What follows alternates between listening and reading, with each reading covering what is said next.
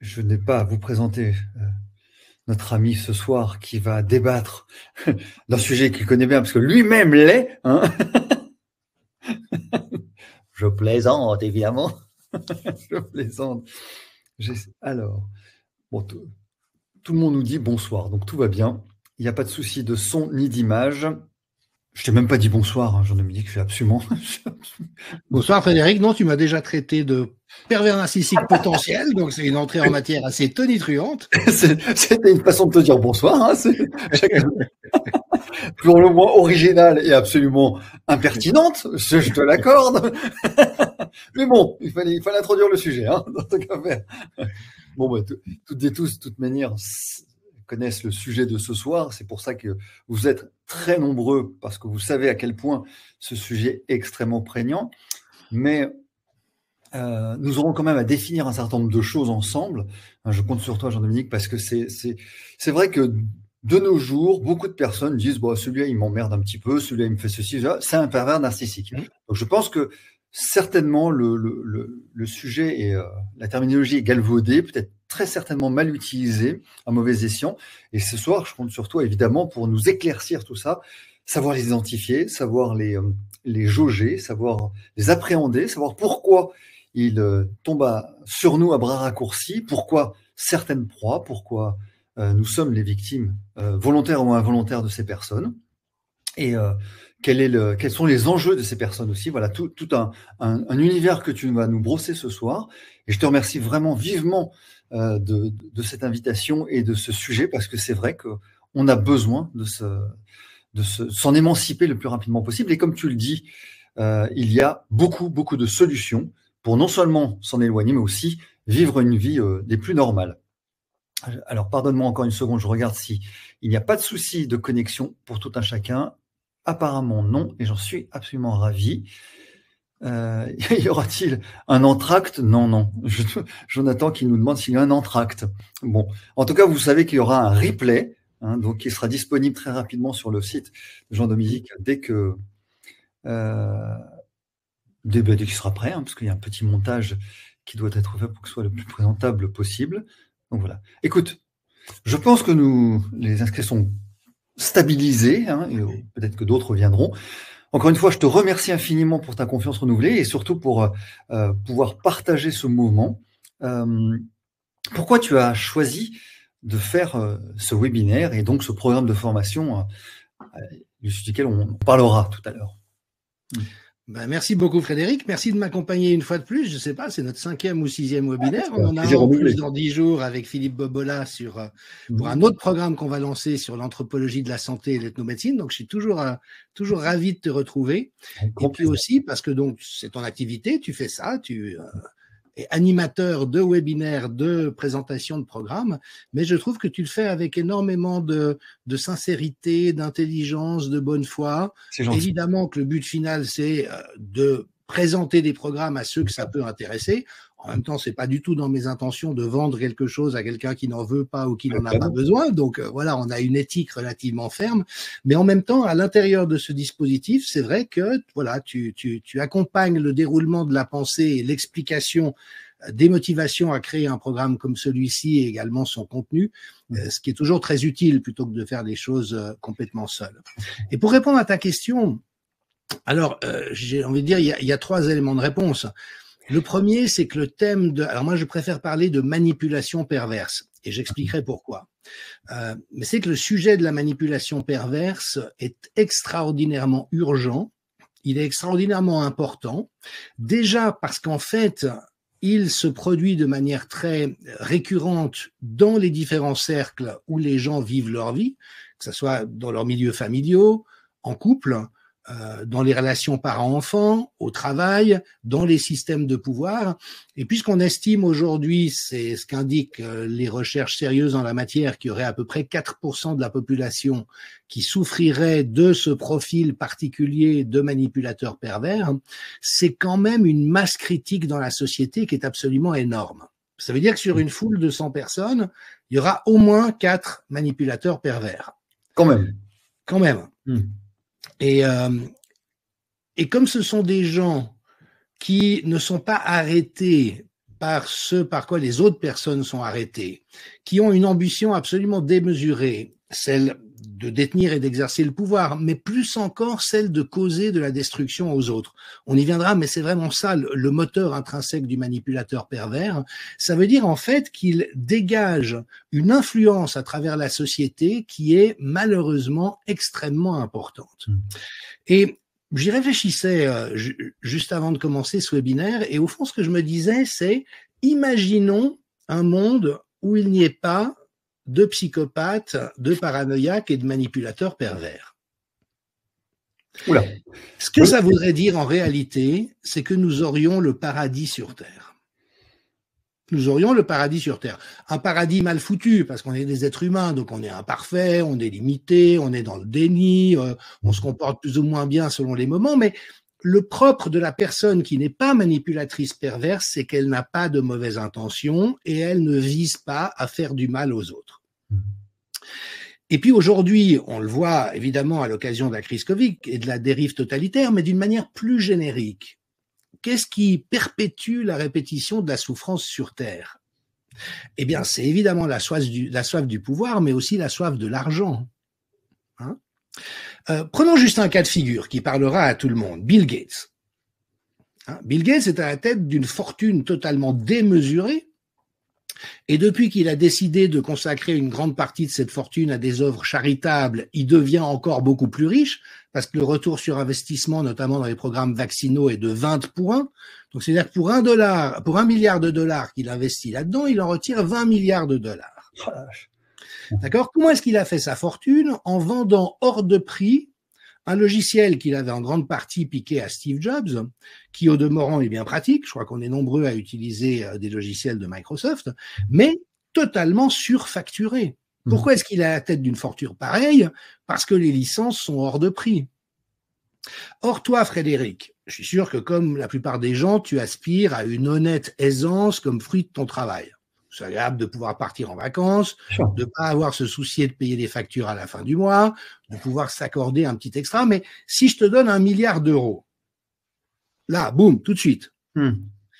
Déjà, est-ce que tu vas l'utiliser uniquement pour ton propre plaisir ou pour avoir du pouvoir sur le monde, ou est-ce qu'il viendra instantanément à l'idée d'en faire profiter d'autres et peut-être même de financer des causes charitables, des orphelinats dans des pays où il y a des enfants des rues, de l'aide à des catégories de la population en souffrance, de faire du bien avec cet argent. Et puis, si je te donne 1 milliard d'euros, est-ce que tu seras obsédé par le fait d'avoir 10 milliards d'euros, puis d'avoir 100 milliards d'euros, puis d'être le plus riche des multimilliardaires? Non. Pourquoi? Parce que tu n'es pas un manipulateur pervers, tu n'es pas un sociopathe.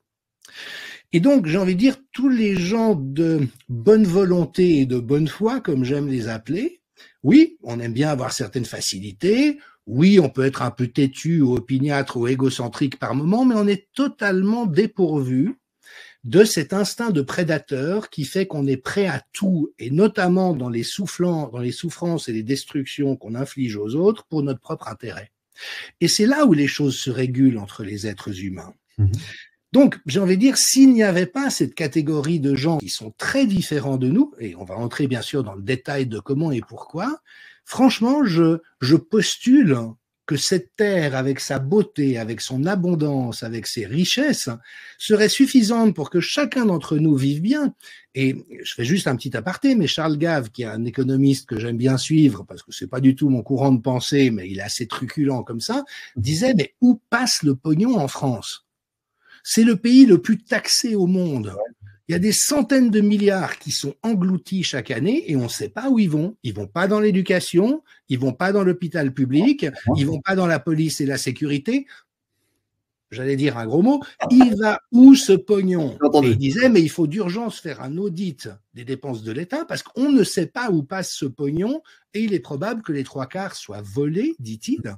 C'est-à-dire que s'il y avait des enquêtes qui étaient diligentées, on verrait qu'actuellement, la population dans son ensemble est en train de se faire rançonner par des gens sans foi ni loi, sans scrupules, sans culpabilité, et avec, par exemple, la fortune d'un Bernard Arnault qui a plus que doublé depuis le début de la crise Covid. Il n'en a jamais assez. Alors lui, il est très charitable. De temps en temps, il lâche 20 millions pour les restos du cœur. Pendant ce temps, sa fortune a progressé de 80 milliards. Donc, vous voyez, je crois qu'il faut vraiment resituer les choses dans leur vraie essence.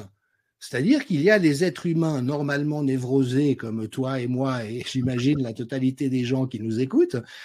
Voilà, on a des vies cafouilleuses, maladroites, on fait de notre mieux, on sait tous qu'on n'est pas parfait, on a des défauts, on se trompe, des fois on s'entête. Enfin, voilà, toute cette réalité de la vie humaine, mais on n'a pas du tout cet instinct de tueur et de destruction qui fait qu'on n'en a rien à foutre des autres. La seule chose qui compte, c'est notre propre gloire, c'est notre propre pognon, et même notre propre immortalité. Parce qu'on voit bien que le délire transhumaniste, mais qui est un peu la quintessence du narcissisme, c'est qu'aujourd'hui, alors il y a un très bon exemple, Laurent Alexandre, ce médecin complètement dégénéré qui sévit malheureusement sur les plateaux de télé, lui, il a, dans un échange avec d'autres, il a dit l'humanité 1.0, c'est-à-dire vous et moi, c'est terminé. Maintenant, on va à l'humanité 2.0, et le but de ces gens-là, c'est de se rendre immortels. Hein, Yuval Harari le dit, nous serons comme des dieux. Et si vous relisez la Genèse, vous voyez que la ruse du serpent, c'est de dire à Adam et Ève, bouffez de ce fruit-là, vous serez comme des dieux. C'est ça. Et donc finalement, vous voyez, là c'est vrai, on aborde les choses d'une manière un peu métaphysique ou spirituelle, mais d'emblée, ou bien nous sommes dans l'acceptation de notre humanité, de nos limites et du bien commun. Et d'ailleurs, je rappelle, c'est quelque chose que j'ai déjà présenté dans d'autres programmes, que dans une structure cérébrale saine, l'argent que vous dépensez pour faire plaisir à autrui vous procure plus de plaisir que si vous le dépensiez pour vous-même. Si, Frédéric, tu dépenses 100 € pour faire plaisir à un de tes enfants ou à ta femme ou à ta mère ou qui sais-je, tu le savoureras beaucoup plus que si tu vas t'offrir quelque chose avec 100 €. Mais pour des gens comme Bernard Arnault, pour des gens comme Bill Gates, pour des gens comme Emmanuel Macron, est-ce que vous croyez que c'est comme ça? Pas une seconde. Parce qu'ils sont prêts à piétiner les autres pour pouvoir arriver aux positions où ils sont, s'y maintenir ou faire prospérer leur argent d'une manière complètement démesurée. Donc voilà, pourquoi est-ce que j'ai eu envie de faire ce programme? Parce que je trouve que c'est une question majeure, c'est une question urgente, parce que les dérives totalitaires sont portées par de la perversité, et dans le phénomène d'emprise que déploient ces gens-là, eux-mêmes sont dans cette absence de scrupules, de morale et de culpabilité, mais ce qu'ils veulent, c'est prendre l'emprise sur les autres et les manipuler pour que les autres agissent dans le sens de leurs propres intérêts. Et ça, c'est ce qui s'est diffusé à l'échelle collective à l'occasion de la crise Covid. Et d'ailleurs, une des choses qu'on a vraiment vues, Ariane Biran en a bien parlé, c'est que toutes les personnes qui ont résisté à la dérive totalitaire, en comprenant d'emblée qu'il y avait quelque chose qui ne jouait pas dans ce qui nous était dit, on trouve un ensemble de caractéristiques comme le fait d'être relativement à l'aise avec la perspective de sa propre finitude. On sait qu'on mourra un jour et que, ma foi, c'est comme ça et on va pas chercher à se rendre immortel. Non, on mourra. L'important, c'est d'avoir eu une bonne vie avant. Mais comme autre caractéristique, il y a le fait d'avoir déjà été confronté à de la manipulation perverse et donc savoir sur quel ressort ça joue. Et aujourd'hui, le drame, mais je terminerai ma réponse avec ça, c'est qu'on a ces pervers qui sont à peu près partout aux commandes, mais qui, après, mettent sous emprise hypnotique tous des gens qui, eux, ne sont pas des salauds et des pervers, mais qui commencent à se comporter comme des salauds et des pervers. Parce qu'ils sont en phase avec la manipulation, et c'est ça, malheureusement, le pouvoir d'agir extraordinairement malfaisant des manipulateurs pervers, c'est qu'ils peuvent littéralement soumettre des gens qui ne sont pas de même nature qu'eux à leur manière de fonctionner. C'est ce qu'on voit dans les sectes. C'est ce qu'on voit dans un ensemble d'endroits, des entreprises qui ont dégénéré dans ce mode de fonctionnement, c'est ce qu'on voit dans des dérives totalitaires. Et donc, si cette hypothèse est vraie, et elle me paraît être en tout cas très plausible, cela veut dire aussi qu'il y a un énorme enjeu collectif d'apprendre à connaître ces phénomènes. Pourquoi? Parce qu'une fois qu'on les connaît, on ne se fait plus prendre. Et si nous, qui avons déjà été confrontés à des manipulateurs, on a su y voir clair d'emblée, ben ça veut dire que l'immense majorité de la population n'a pas su voir clair, et donc à la prochaine occasion, ça peut recommencer, étant donné qu'ils n'ont pas compris de quoi il s'agit. Et l'espoir que j'ai, je l'ai déjà partagé un certain nombre de fois, c'est que finalement, si on le regarde dans le sens potentiellement positif, ça pourrait être une expérience pédagogique à grande échelle. Parce qu'aujourd'hui, tout le monde a été pris dans le truc. Tout le monde a été obligé de se faire une autorisation pour sortir, de s'asphyxier à journée longue, d'accepter des choses qui étaient inacceptables, de se faire injecter, pour la plupart des gens, avec un produit qui n'est ni sûr ni efficace. Donc, les gens se sont vraiment fait prendre là-dedans, mais si un jour, cette prise de conscience collective s'effectue, à ce moment-là, ça veut dire que le prochain qui essaiera de recommencer la même affaire se heurtera à une immunité découlant du fait que une masse critique suffisante de gens auront compris ce dont il s'agit. Mais est-ce que tu auras, dans ton propos que j'entends parfaitement, est-ce que tu n'auras pas un effet de masse? C'est-à-dire que plus les gens vont avoir conscience, plus il y aura des manipulateurs puissants. Ils vont utiliser une puissance supplémentaire. Et après, je reviendrai sur la sémantique que tu utilises, si tu veux bien. D'accord. Sur le fait qu'on risque de renforcer l'adversaire, comment dirais-je, je crois qu'il n'a pas besoin de l'être. Et vraiment, c'est toujours intéressant de prendre des perspectives historiques. Parce que après chaque grosse catastrophe collective, après chaque dérive totalitaire, tout le monde n'a que ce mot à la bouche, plus jamais ça. Ouais. Bon. Et pourtant, mais pourquoi est-ce que ça ne prend jamais corps? Pourquoi est-ce que c'est pas plus jamais ça, mais c'est toujours de nouveau ça? Ben, c'est précisément parce que la prise de conscience n'a pas été faite de manière incarnée.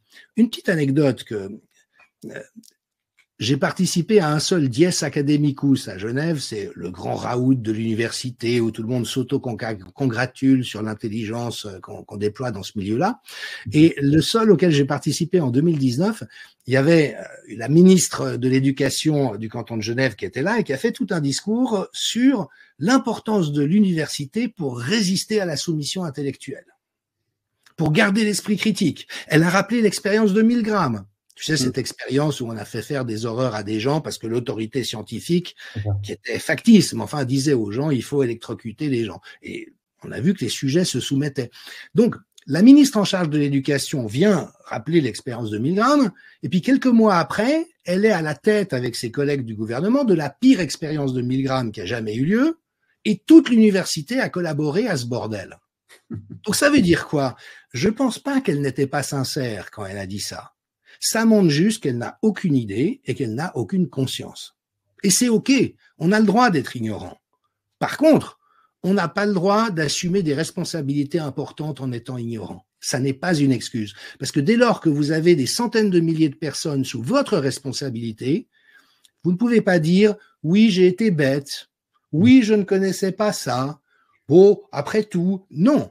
Vous voyez, dès lors que vous assumez le fait de prendre des responsabilités, que vous êtes payé en conséquence, parce que c'est quand même des salaires de plusieurs centaines de milliers d'euros, vous n'avez pas le droit d'invoquer le fait que vous avez été stupide.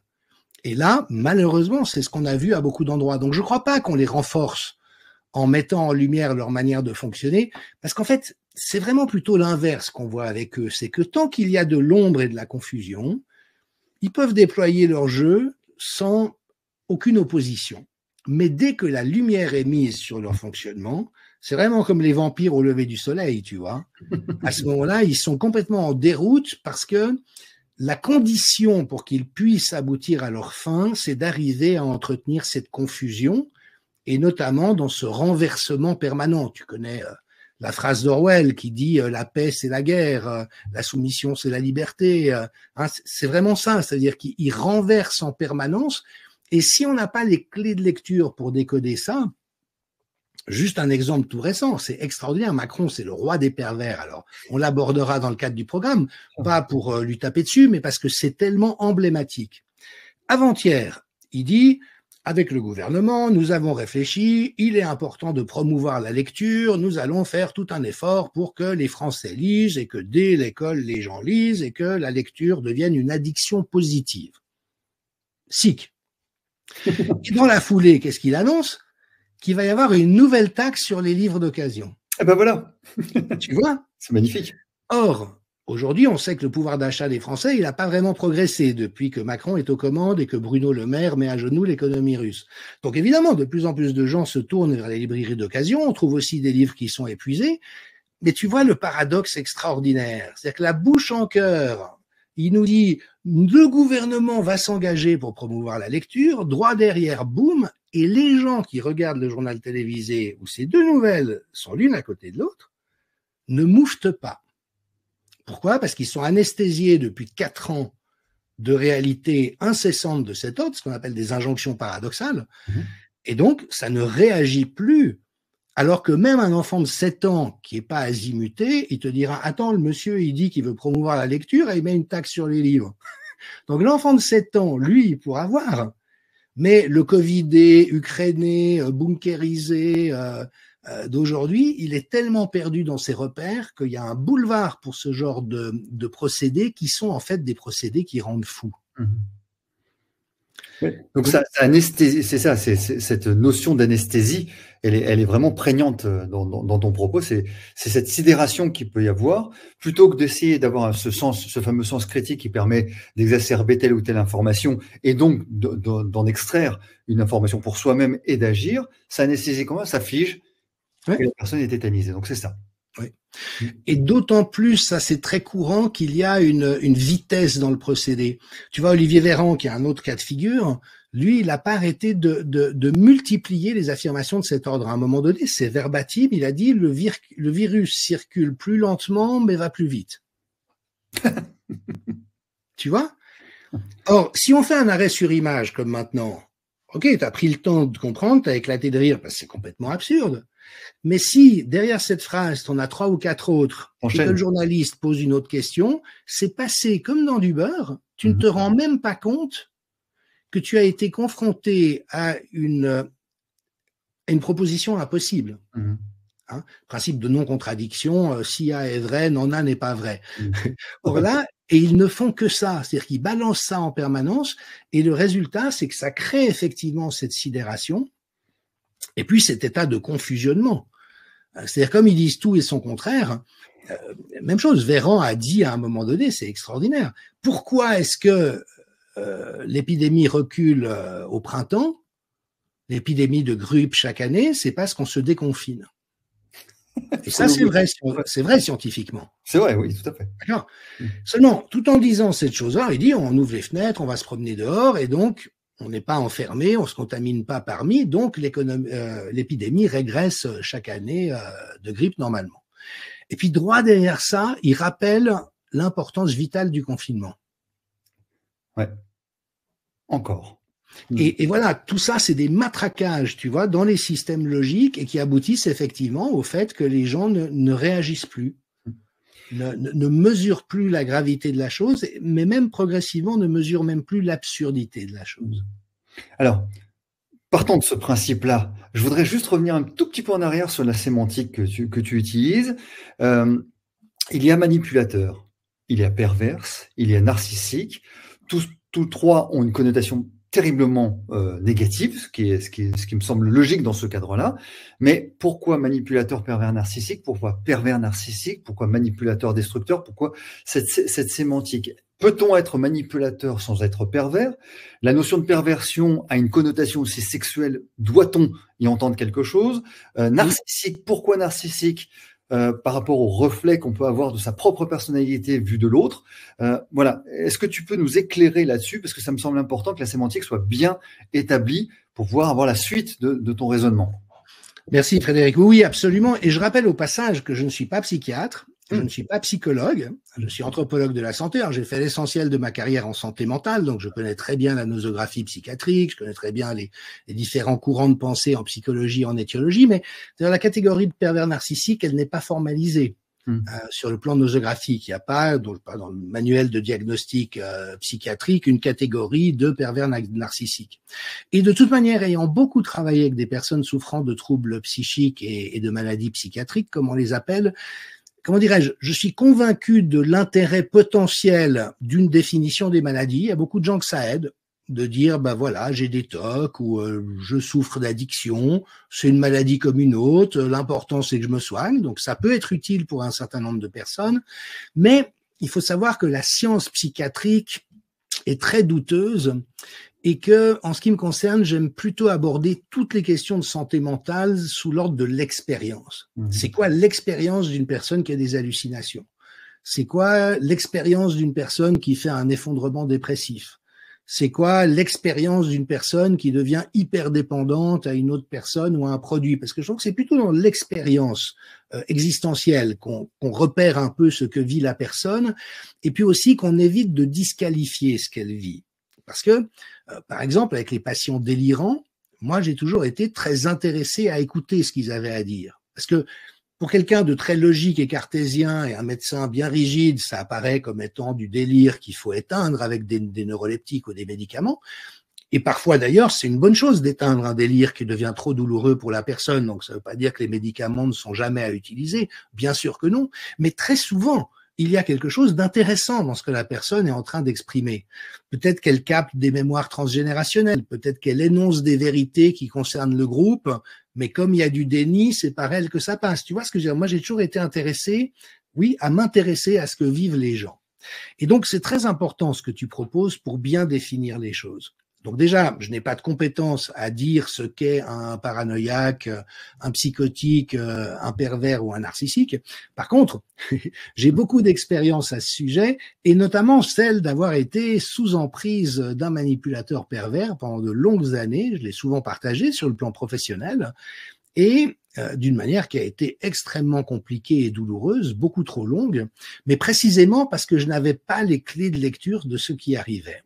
Et là, j'ai pu observer en moi ce piège dans lequel tombent tous les gens qui ne sont pas avertis ou eux-mêmes concernés, c'est que on accorde en permanence à la personne le bénéfice du doute. Tu vois, par exemple, quand tu as fait cette blague en début d'émission, ah bah peut-être que Jean-Dominique est lui-même concerné, tu vois.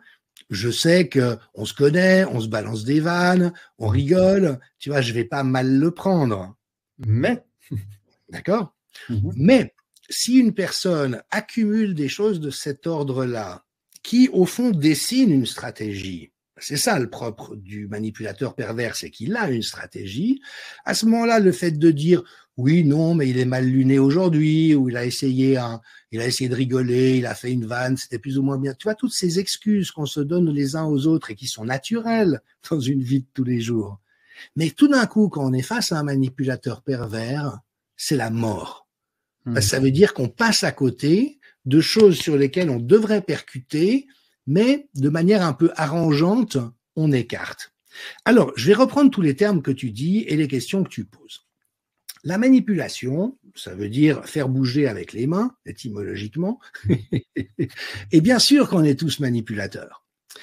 Toutes les personnes parmi nous ce soir qui ont des enfants, vous savez à quel point les enfants sont manipulateurs. C'est à hurler de rire. Et d'ailleurs, quand ils deviennent plus grands, au début c'est très basique, hein, mais quand ils deviennent plus grands, ça devient assez rusé.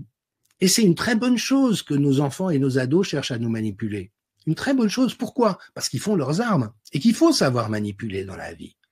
Bien sûr, il faut savoir mentir. Dire toujours tout le temps la vérité à tout le monde, c'est une très mauvaise idée.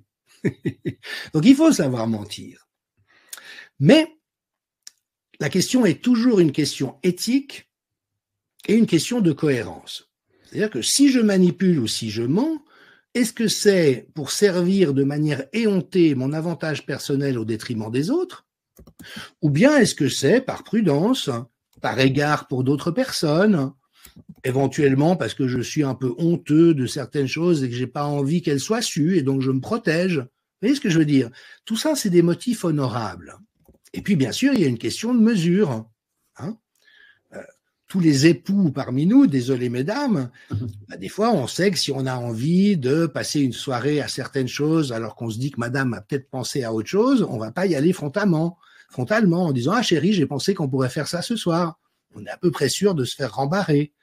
Donc, on va plutôt, voilà, faire un peu comme ça. Et puis l'intérêt, c'est pas de faire à madame quelque chose qu'elle regrettera d'avoir fait et pour lequel elle nous en voudra. Mais c'est de voir si jamais on peut éviter ce réflexe de non, moi je préfère faire autre chose, et puis trouver un terrain d'entente qui fasse que les deux soient satisfaits au bout du compte. Donc, c'est toujours la finalité et la cohérence personnelle qui prédomine dans ces cas-là. Alors que les manipulateurs pervers, ça c'est le côté pervers, c'est que la manipulation n'a aucun égard pour l'autre. Hein, c'est ce fameux adage de Racamier, mais ce qui s'applique très bien à Macron et à Véran, entre autres, c'est un mensonge réussi vaut une vérité. Hein? Si Macron dit « je vous assure que je m'engage », il avait dit « il n'y aura pas de passe sanitaire ». Il s'en fout complètement de respecter sa parole ou pas. La seule chose qui lui importe, c'est de pouvoir avancer dans le sens de ce qu'il veut obtenir, qui est d'imposer le pass sanitaire. Donc, si les gens ont cru qu'ils s'étaient engagés à quelque chose et que le moment venu, ils disent « oui, mais en fait, non, en fait, il faut protéger ceci, cela, l'hôpital, donc on va imposer le pass sanitaire », ça ne lui coûte rien d'avoir menti. Alors que pour le commun des mortels, pour vous et moi, quand on ment ou qu'on manipule, on a toujours un truc qui nous dérange. Il y a un peu de culpabilité, et tant mieux, ça prouve qu'on a un système de valeurs. Deuxième élément, c'est le narcissisme. Alors ça, c'est une question compliquée parce que j'aime beaucoup le livre que Fabrice Midal, qui est un philosophe de mes amis, a écrit là-dessus. Il aime bien prendre le contre-pied d'un certain nombre de choses et il a écrit un bouquin dont je crois que le titre est « Soyez narcissique ». Et en fait, ce qu'il montrait dans ce livre est quelque chose de très juste. C'est que on utilise toujours le terme narcissique dans un sens négatif. Alors, il ne faut pas être narcissique, ou Trump est un narcissique, ou Bolsonaro est un narcissique. Mais en fait, l'argument de Fabrice Midal est de dire le narcissique, c'est avoir un sain amour de soi-même, une image positive de soi. Et c'est très sain d'avoir un bon narcissisme. Parce que c'est ça aussi qui fait que quand quelqu'un veut nous maltraiter ou nous manipuler ou être détestable avec nous, il y a quelque chose qui dit non, parce que je le vaux bien. C'est le sens de cette pub, parce que je le vaux bien. Et donc, en fait, le narcissisme sain est quelque chose de très positif. Et ce que soulignait Fabrice Midal, et c'est intéressant dans son livre, c'est qu'en fait, ce qu'on décrit comme étant des comportements narcissiques pourrait aussi être lu comme étant en fait un manque de narcissisme. Si une personne a besoin en permanence de dire « je suis le plus grand, je suis le plus génial, j'ai tout compris, je suis supérieur », c'est qu'a priori, il n'a pas construit une estime de soi saine. Si on a une bonne estime de soi, on sait qu'on a des qualités et des talents, mais qu'on a aussi des défauts et des choses qu'on fait pas bien, et on est à l'aise avec ça, parce qu'on a une bonne estime de soi.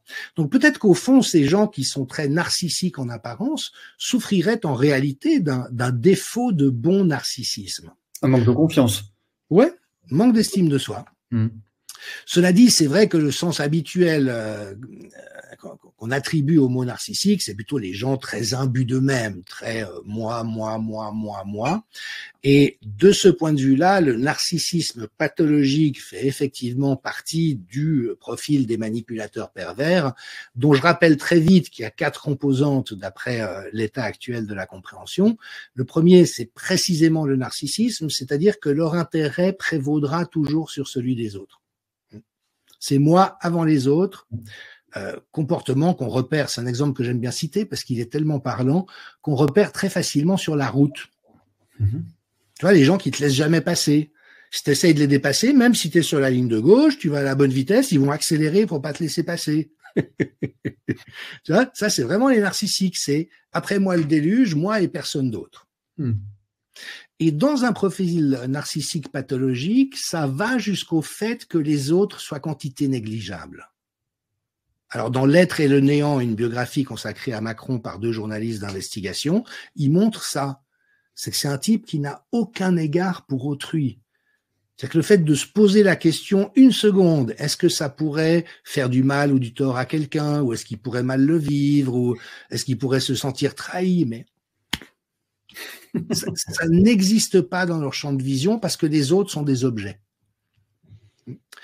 Deuxième caractéristique, c'est le machiavélisme, donc une faculté extraordinaire à calculer comme des joueurs d'échecs avec 3 ou 4 coups d'avance et donc de monter des pièges absolument redoutables pour faire tomber les autres dedans. Et notamment, de ce point de vue-là, restons sur Macron, vu que c'est le tyran qui sévit en France, c'est extraordinaire d'entendre les témoignages. Quand François Hollande dit « Ah, Macron m'a trahi », ça fait hurler de rire tout le monde. Hollande a été suffisamment con pour croire Macron quand Macron lui a dit « Je ne me présenterai jamais à l'élection présidentielle ». Mais il n'avait pas très bien compris à qui il avait affaire.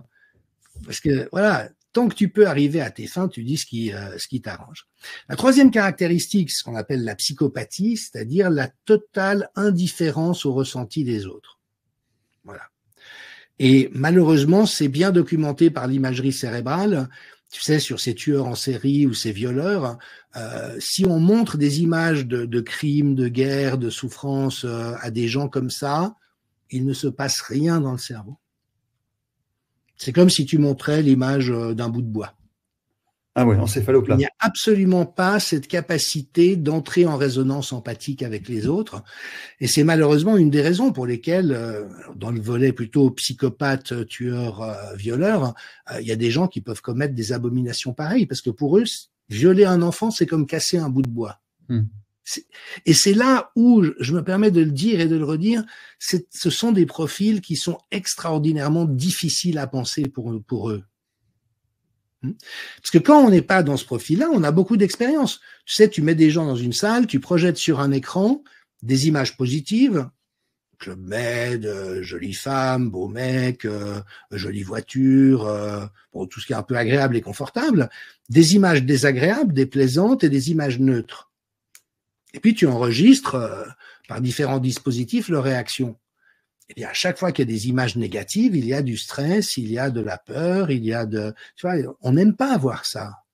On n'aime pas voir une photo de quelqu'un accidenté, d'un enfant battu. Tu vois, ça nous touche, ça nous fait quelque chose. Chez ces gens-là, ça ne fait rien. Puis la dernière caractéristique, elle est aussi très difficile à penser, c'est le sadisme. C'est-à-dire qu'il y a même une jouissance à infliger de la souffrance aux autres. Et ça, alors désolé, c'est pas que c'est une tête de Turc, mais c'est une tellement belle illustration, on le voit très bien avec Macron. Les gens se disent, on va protester. Alors, par exemple, il y a eu ce match de rugby au Stade de France où il a été sur la pelouse, il y avait des huées dans le stade entier. C'est horrible. Et lui, à ce moment-là, un petit rictus de satisfaction. Ouais. Tiens, ça ne le démontre pas une seconde. Ça montre le pouvoir qu'il a sur les autres, de se faire détester d'un peuple entier, mais de rester au pouvoir malgré tout et de continuer à les emmerder. Ouais. Et là, le mec, quel bonheur. Quel pied. Alors, j'ai déjà souvent, il faut faire des arrêts sur image. Tu sais, un autre indicateur de sadisme, c'est, et ça, j'ai tiré beaucoup d'images des interviews de Macron, ce qu'on appelle les micro-expressions. C'est quand tout d'un coup, il nomme une souffrance dont souffrent certaines personnes en faisant semblant d'être empathique. Tout d'un coup, il y a une expression de jouissance qui passe sur son visage. Par exemple, à un moment donné, il avait dit, ouais, les jeunes et les étudiants qui ont pas pu étudier pendant une année à cause du Covid, ça a été dur pour eux.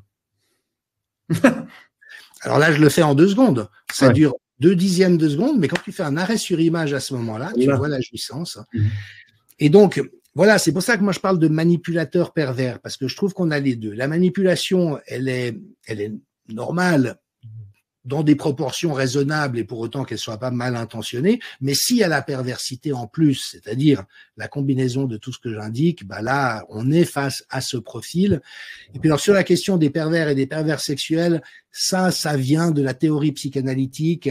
Dans le modèle psychodynamique, c'est encore autre chose. Donc, comme je ne maîtrise pas, je ne suis pas psychanalyste, je m'aventure pas trop sur ces plates-bandes.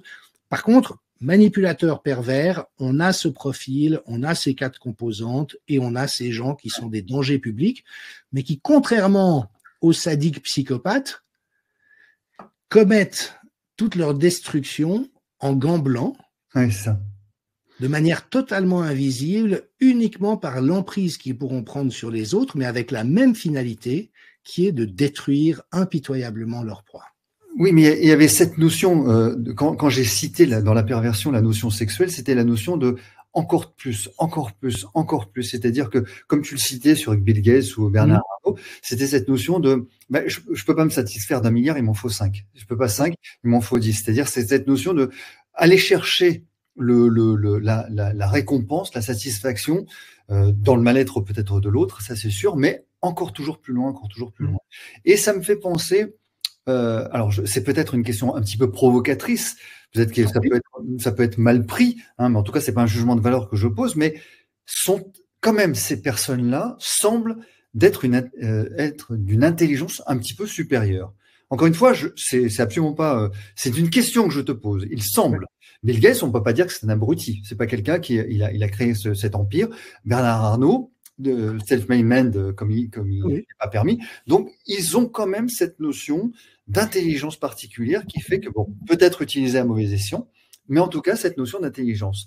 Et ça qui est un petit peu gênant, parce que ça veut dire que la gentillesse pourrait frôler avec la bêtise. Et ça m'embête. Oui, mais parce que je vois très bien ce que tu veux dire. Alors, c'est pas tout à fait vrai pour les manipulateurs pervers parce que, en fait, ils sont toujours très rusés. Ça, c'est le côté machiavélique. Et ça peut aller avec des gens intelligents ou non, mais tu as des gens qui ne le sont pas forcément, mais qui restent extraordinairement habiles à arriver à leur fin. Et puis tu as des gens, évidemment, qui sont vraiment des têtes et qui sont particulièrement intelligents.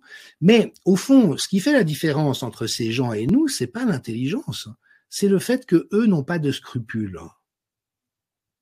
Donc, si ton seul but dans la vie, c'est d'acquérir du pouvoir sur les autres ou de faire énormément d'argent, et que tu n'as aucun scrupule d'aucune sorte, que tu serais prêt à vendre père et mère pour arriver à tes fins, tu as un avantage monstrueux sur tous ceux qui ont une conscience. Parce que les autres s'arrêteront à un moment donné. Et d'ailleurs, c'est un des grands problèmes structurels, systémiques, des systèmes politiques actuellement. Quand tu considères la somme de combats, de traquenards, de trahisons, de coups de poignard dans le dos qu'il faut donner et recevoir pour devenir président de la République, on comprend bien que quelqu'un qui n'est pas assoiffé et obsédé par le pouvoir ne se lancera jamais là-dedans. C'est épouvantable de vivre cette vie-là. Je comprends même pas, moi. Ça me voilà. Mais pour des gens dont c'est le seul moteur dans la vie, tu vois, c'est le plus salaud qui arrivera. Je suis désolé. Mais quand tu regardes après, tu sais, comment Valéry Giscard d'Estaing a truandé Chaban-Delmas, comment Chirac a truandé Giscard, comment Mitterrand a truandé tout le monde. Non, mais vraiment, c'est Sarkozy, je n'ai rien dit. Hollande, c'est extraordinaire. Où est-ce que j'ai lu ça l'autre jour? C'est que dans un échange entre deux commentateurs politiques très avertis, il y en a un qui dit à l'autre « j'ai fait confiance à Hollande » et puis l'autre l'a regardé en lui disant « mais personne ne sait ce qu'il pense ». Magnifique. Tu vois? Donc voilà, aujourd'hui c'est cette réalité, c'est que nos systèmes de pouvoir, alors c'est vrai bien sûr pour l'État, mais c'est vrai aussi pour les universités, les entreprises. Alors entendons-nous bien, ça ne veut pas dire qu'il n'y a que des manipulateurs pervers à la tête de tout, mais il y a 90% de manipulateurs pervers à la tête de tout. Et c'est, je le rappelle souvent, qu'Albert Jacquard disait dans les années 90, il disait on est en train de créer un monde dangereux parce que c'est tellement compétitif que seuls ceux qui n'ont ni foi ni loi ou sont des conformes, se planquent en permanence en disant oui à tout, accèdent aux positions de pouvoir. Et pour moi, ça a été un des cauchemars du Covid, si je peux me permettre, parce que ça faisait quand même pas mal d'années que j'avais ouvert les yeux sur ce profil, que j'en avais repéré un certain nombre. Mais pendant le Covid, où que tu te sois tourné, tous les experts en santé publique, les directeurs d'hôpitaux, les ministres, les journalistes, les ceci, les cela, tu te dis, putain, c'est tous des pervers. Ah, mais vraiment. C'est vrai. Je suis désolé, quand Karine Lacombe peut venir sur un plateau dire la vitamine D ne sert à rien, alors qu'on savait, même l'Académie de médecine l'a reconnu dès le mois de juin 2020, que ça permettait d'éviter 60% des hospitalisations, qu'elle te dit, on sait aujourd'hui que le vaccin protège de contaminer les autres, tu vois, et sans aucune vergogne, puis elle va chercher sa Légion d'honneur, bah ouais. Enfin, France perverse, si vous recevez la Légion d'honneur, c'est très mauvais signe, parce qu'il faut vraiment avoir fait des grosses saloperies pour pouvoir l'avoir. Donc, et aujourd'hui, c'est ça le cauchemar, c'est qu'on voit effectivement que toutes les strates de pouvoir ont été totalement captées par des gens de cette nature. Il peut y en avoir exceptionnellement qui ne relèvent pas de ça, mais de moins en moins. Et donc, ça veut dire qu'on a aujourd'hui ce hiatus terrible où il y a peut-être 4% de manipulateurs pervers dans la population, mais dans les strates dirigeantes, il y en a probablement 90%. Et donc, eux, évidemment, mais je veux dire, on le voit en permanence, quand l'Assemblée nationale et les sénateurs se votent des augmentations de traitement alors qu'ils sont déjà hyper privilégiés, en expliquant aux Français qu'on va sans doute devoir taper dans leur épargne pour pouvoir compenser le déficit de l'État, tout ça parce qu'ils nous ont imposé des trucs qui étaient totalement inutiles, qui volent la plupart des ressources publiques. Enfin, il faut vraiment qu'on ouvre les yeux sur le côté totalement criminologique et cauchemardesque de ce dans quoi on est, et ceci est une conséquence de cela. Alors, tu développes beaucoup effectivement, parce que ce sont des exemples flagrants et tellement parlants, mais les manipulateurs sont un petit peu partout dans la société, ils sont aussi bien au gouvernement. Bon, ça, effectivement, on l'a subi de plein fouet, mais aussi dans la famille, dans le travail, dans les relations sociales, dans les amis. Comment, une fois qu'on t'a un petit peu défini quelles pourraient être leurs caractéristiques, comment tu peux nous aider à ouvrir les yeux pour au moins les identifier?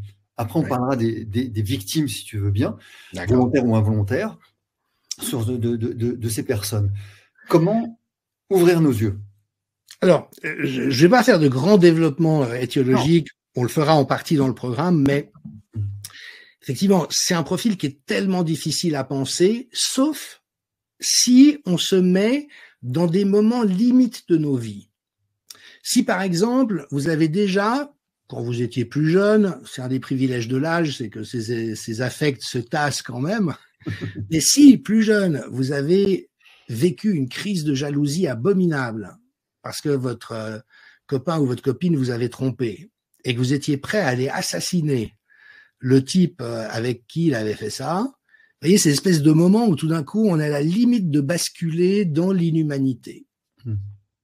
Et je pense que, effectivement, dans notre humanité à tous, il y a la potentialité dans des moments limites. Si quelqu'un s'attaquait à un de tes enfants, Frédéric, tu serais probablement capable de lui donner 30 coups de couteau. Oui, ça ne me poserait pas de problème. Tu vois?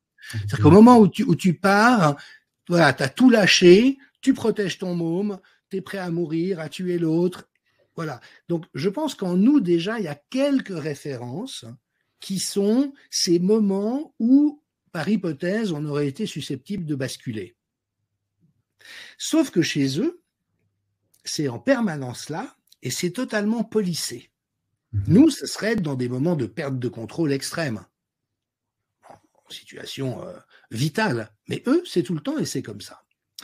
Donc, c'est très difficile à penser. Et alors, juste peut-être pour donner encore 2 ou 3 éléments de base, alors la question est souvent posée, qu'est-ce qui fait que quelqu'un devient comme ça? Alors, c'est une question très complexe et je n'aurai pas la prétention d'y répondre de manière exhaustive, mais peut-être qu'une représentation très fondamentale de ce processus, c'est qu'au fond, c'est précisément une question de narcissisme.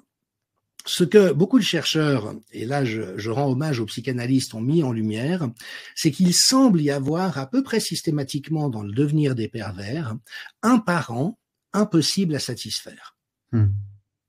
Alors, là encore, tous les parents parmi nous savent à quel point nos enfants sont quémandeurs d'attention et d'enthousiasme. Regarde, j'ai sauté depuis une marche. Oh, bravo, mon chéri, c'est magnifique. Ah, je vais essayer depuis 2 marches. Oh, tu sautes très bien depuis 2 marches. Au bout d'un quart d'heure, vous en avez marre. L'enfant est là. Encore, regarde. Mais ça fait partie de notre sacerdoce de parents de nous émerveiller du collier de nouilles, du chant où il y a plein de fausses notes, du fait de sauter 3 marches. Pourquoi? Parce que ça nourrit le sentiment d'estime de soi de nos chères têtes blondes. Puis accessoirement, c'est charmant. Donc, on le fait. Et l'enfant qui reçoit ça de ses parents, il se construit avec un bon sentiment de sa propre valeur. Il construit les bases d'un sain narcissisme.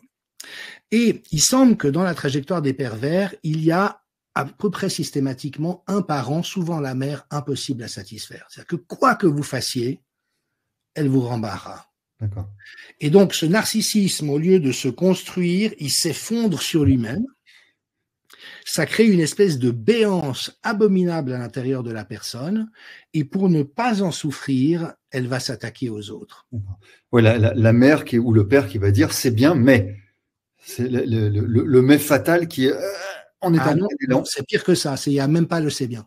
Ah, c'est même pas le c'est bien, d'accord. D'accord. Le mais, ça fait des névrosés. Comme toi et moi et à peu près tout le monde. Bah oui. C'est frustrant, mais on peut survivre et ça n'endommage pas le cours de la partie. Mais si à chaque truc que tu fais, il y a un mouvement de dédain, d'accord. Il y a un regard méprisant, tu vois, il y a une espèce de gouffre qui s'ouvre à l'intérieur des personnes. Et donc, leur moteur ne devient pas… Tu sais, Raoult, alors lui, il est un peu narcissique, mais pas dans le sens manipulateur ou pervers, mais dans le sens Mohamed Ali, tu vois. Il a un ego, tout simplement. Voilà, un ego très, très solide et ça lui a bien rendu service. Mais lui, il n'a pas arrêté de dire, mais moi, la seule personne dont je tiens à obtenir l'estime, c'est de moi-même. Voilà. Les autres, je m'en fous. Au moins, c'est clair. D'accord. Au moins, c'est clair. Mais ça veut dire qu'il est intéressé par sa propre estime. C'est que le pervers, lui, il n'a rien de tout ça. Et donc, il va compenser dans un mouvement où son moteur de vie va être de s'en prendre aux autres, de les détruire et de se nourrir de leur vitalité. Ce que ne fait pas Raoult, parce que lui, ce qu'il veut, c'est développer son truc. En plus, l'autre, c'est clairement, il s'en fout. Donc, comme ça. Tout à fait. Raoult, ça va d'ailleurs avec une certaine forme de génie. C'est des gens qui, d'après ce que disent leurs collaborateurs, ils ne sont pas toujours faciles à vivre, mais qui sont passionnants. Et surtout qu'ils sont pas tordus, ils font rien de méchant. C'est juste qu'ils sont, voilà, ils sont un peu dans leur truc. C'est des gens qui défrichent des terrains extraordinaires. Donc ça n'a rien à voir. Par contre, le pervers, lui, c'est totalement autre chose. Son sens d'exister va passer par le fait de détruire les autres. C'est son seul moteur de vie. Corollaire de cette question, si je puis me permettre, une question que je pique à… Pardon, il y a tellement de monde que ça passe trop vite, mais je la pose quand même. Je l'attribuerai à la personne qui se reconnaîtra. Est-ce que les pervers, ces manipulateurs, se reconnaissent entre eux? Est-ce qu'ils peuvent… Les opposés, comment on appelle? Les aimants s'opposent. C'est-à-dire que un manipulateur ne va pas fréquenter un autre manipulateur parce que ça va être compliqué. Oui. Non, bien sûr, qu'ils se ressemblent, ça semble. Alors, il faut aussi revenir une seconde sur la conscience de soi du manipulateur pervers, parce que ça, c'est quelque chose d'extrêmement compliqué. L'effondrement dont je parle se produit dans la construction de la personne vers l'âge de 2 ou 3 ans. C'est le moment où se pose le narcissisme fondamental, une fois les phases plus primaires ou végétatives traversées. Et donc, en fait, sur le plan émotionnel profond, c'est l'âge de ces gens-là. Et donc, il n'y a pas de conscience de soi à cet âge-là. Puis après, vous avez les couches externes qui viennent, la faculté de raison, la logique, la culture, le machin, mais qui deviennent uniquement au service de cette économie psychique complètement dévoyée, complètement pervertie. La perversion, elle est déjà à l'intérieur pour commencer. Et donc, les pervers n'ont pas conscience d'être pervers. Parce qu'il n'y a pas de réflexivité, il n'y a pas de regard sur soi. C'est des gens qui ne vont jamais en thérapie, ou alors uniquement pour manipuler l'autre. Je vais aller en thérapie, puis en fait, non, parce qu'ils ne sont pas intéressés à changer, et surtout, ils n'ont pas la moindre conscience qu'il y aurait un intérêt à changer. Et ce sont des gens qui ne guérissent jamais. On ne se guérit pas de la perversion narcissique.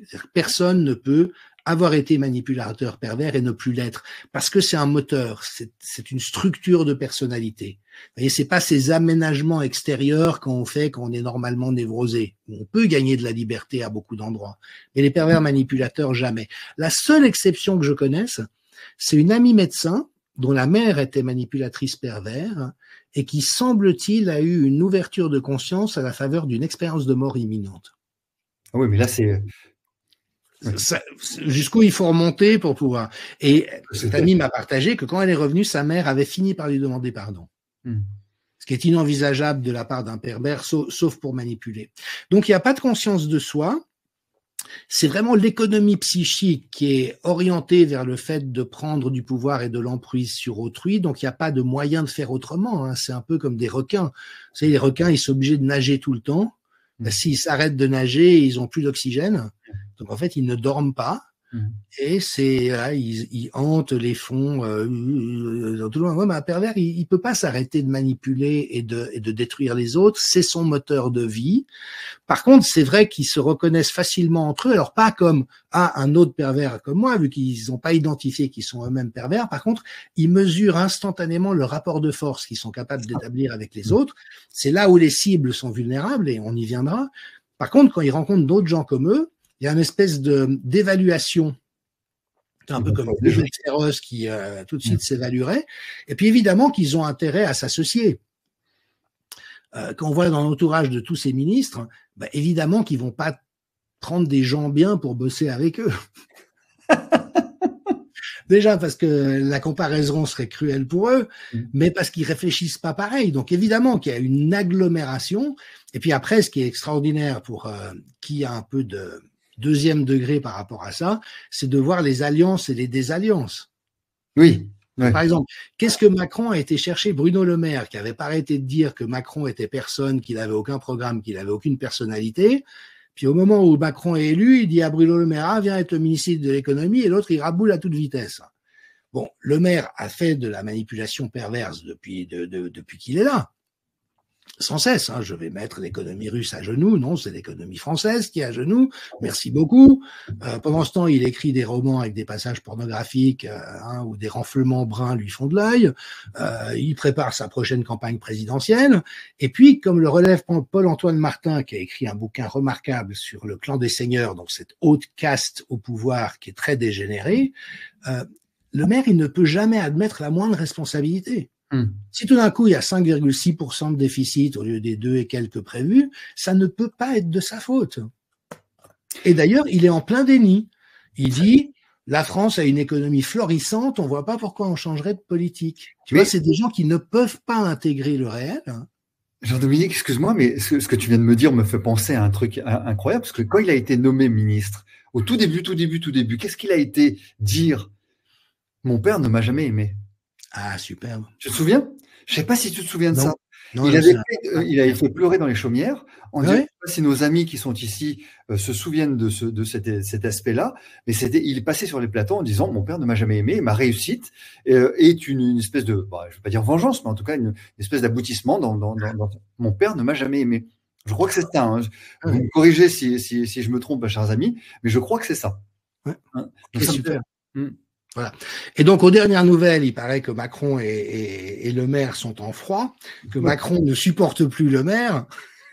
Et il y a même certains journalistes qui ont dit c'est devenu épidermique. Ben voilà. Ah oui.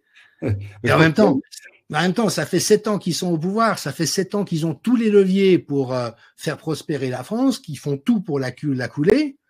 Et puis maintenant, ils vont s'accuser réciproquement d'être responsables alors qu'ils ont collaboré les deux dans cette affaire-là. Ouais. Donc, on voit aussi qu'il ne peut pas y avoir, comment dirais-je, d'alliance par empathie ou sympathie. C'est uniquement des alliances tactiques ou stratégiques et qui se modifient au gré des nécessités et des risques que courent les uns et les autres.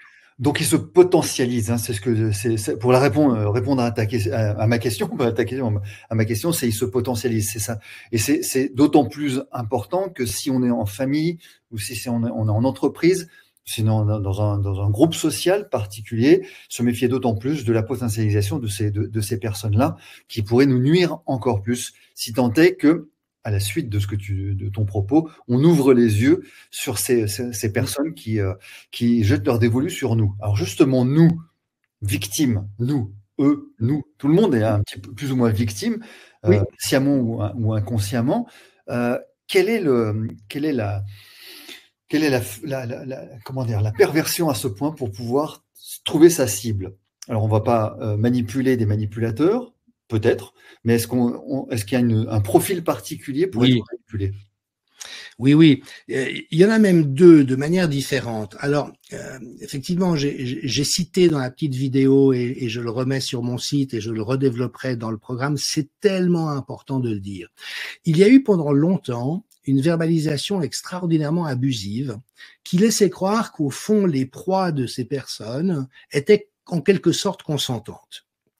Et que soit elles étaient un peu masochistes et que finalement elles aimaient bien se maltraiter, soit qu'elles participaient d'une manière ou d'une autre à ce qui leur arrivait dans une logique, il faut être deux pour danser le tango, mais au fond comme si elles y trouvaient un bénéfice secondaire. Et ça a été une des narrations terriblement toxiques, malheureusement, de la psychologie, qui a été de faire croire qu'il y avait des bénéfices secondaires au fait d'aller mal, d'être sous emprise de quelqu'un d'autre ou de vivre des choses douloureuses. Alors, on s'entend, il peut dans certains cas y avoir certains bénéfices, notamment à être malade, quand on est malade, on est un peu épargné par son entourage qui nous ménage. Donc, il peut y avoir des choses de cet ordre, mais en ce qui concerne la manipulation perverse, et je reprends vraiment cette expression à Hélène Vecchiali qui a publié un livre magnifique que je recommande à tout le monde qui s'appelle Mettre les pervers échecs et maths. qui est paru aux éditions Marabout. Il a été réédité à plusieurs reprises. Hélène Vecchiali est une psychanalyste, elle est coach actuellement en entreprise, et c'est le meilleur livre, je trouve, qui a été rédigé. Il est absolument remarquable. Et elle, et je trouve que c'est très important de le dire, souligne que les proies des pervers privilégiés sont des gens particulièrement doués et sensibles, qui, en quelque sorte, sont le négatif en positif de ce que sont les pervers. Ouais, et elle dit, c'est une très belle formule, les pervers ne s'attaquent pas à n'importe quel sang, ils veulent un sang champagnisé. Un sang champagnisé. C'est-à-dire le sang de personnes qui sont particulièrement vivantes, particulièrement douées, particulièrement sensibles, particulièrement empathiques. C'est ça qui les intéresse. Tu vois, la personne un peu normosée, normale au point de pas être un peu éteinte à l'intérieur, ça les intéresse pas. C'est chiant. C'est chiant. Et donc les pervers s'attaquent de préférence à des profils qui en fait ont un ensemble de qualités et avec comme finalité terrible d'arriver à leur infliger ce que le parent maltraitant leur a infligé à eux-mêmes. C'est-à-dire à détruire leur estime d'eux-mêmes. Reproduction de schéma complet. Oui. D'accord. Mais avec un déplacement, parce qu'au fond, ce que disent les psychanalystes, c'est comme le pervers n'a pas l'aptitude psychique à reconnaître ce dont il souffre, la seule ressource qu'il a, c'est de le projeter à l'extérieur de lui-même et de s'attaquer à celui sur qui il l'a projeté. Et comme c'est des gens qui, en dépit de l'ascendant qu'ils peuvent prendre, en dépit du pouvoir qu'ils peuvent acquérir, ne sont jamais aimés, qui va de bonne foi aimer Olivier Véran ou Bruno Le Maire?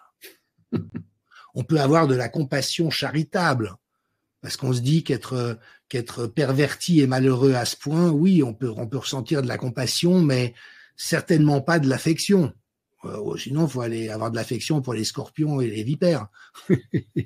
Donc, c'est des gens qui ne génèrent aucun mouvement d'affection et qui donc vont s'attaquer impitoyablement à des gens qui sont particulièrement capables d'affection et d'innocence et de naïveté et de bonté. Tu vois, toutes ces caractéristiques dont eux-mêmes sont totalement dépourvus, en fait, ils les haïssent chez les autres.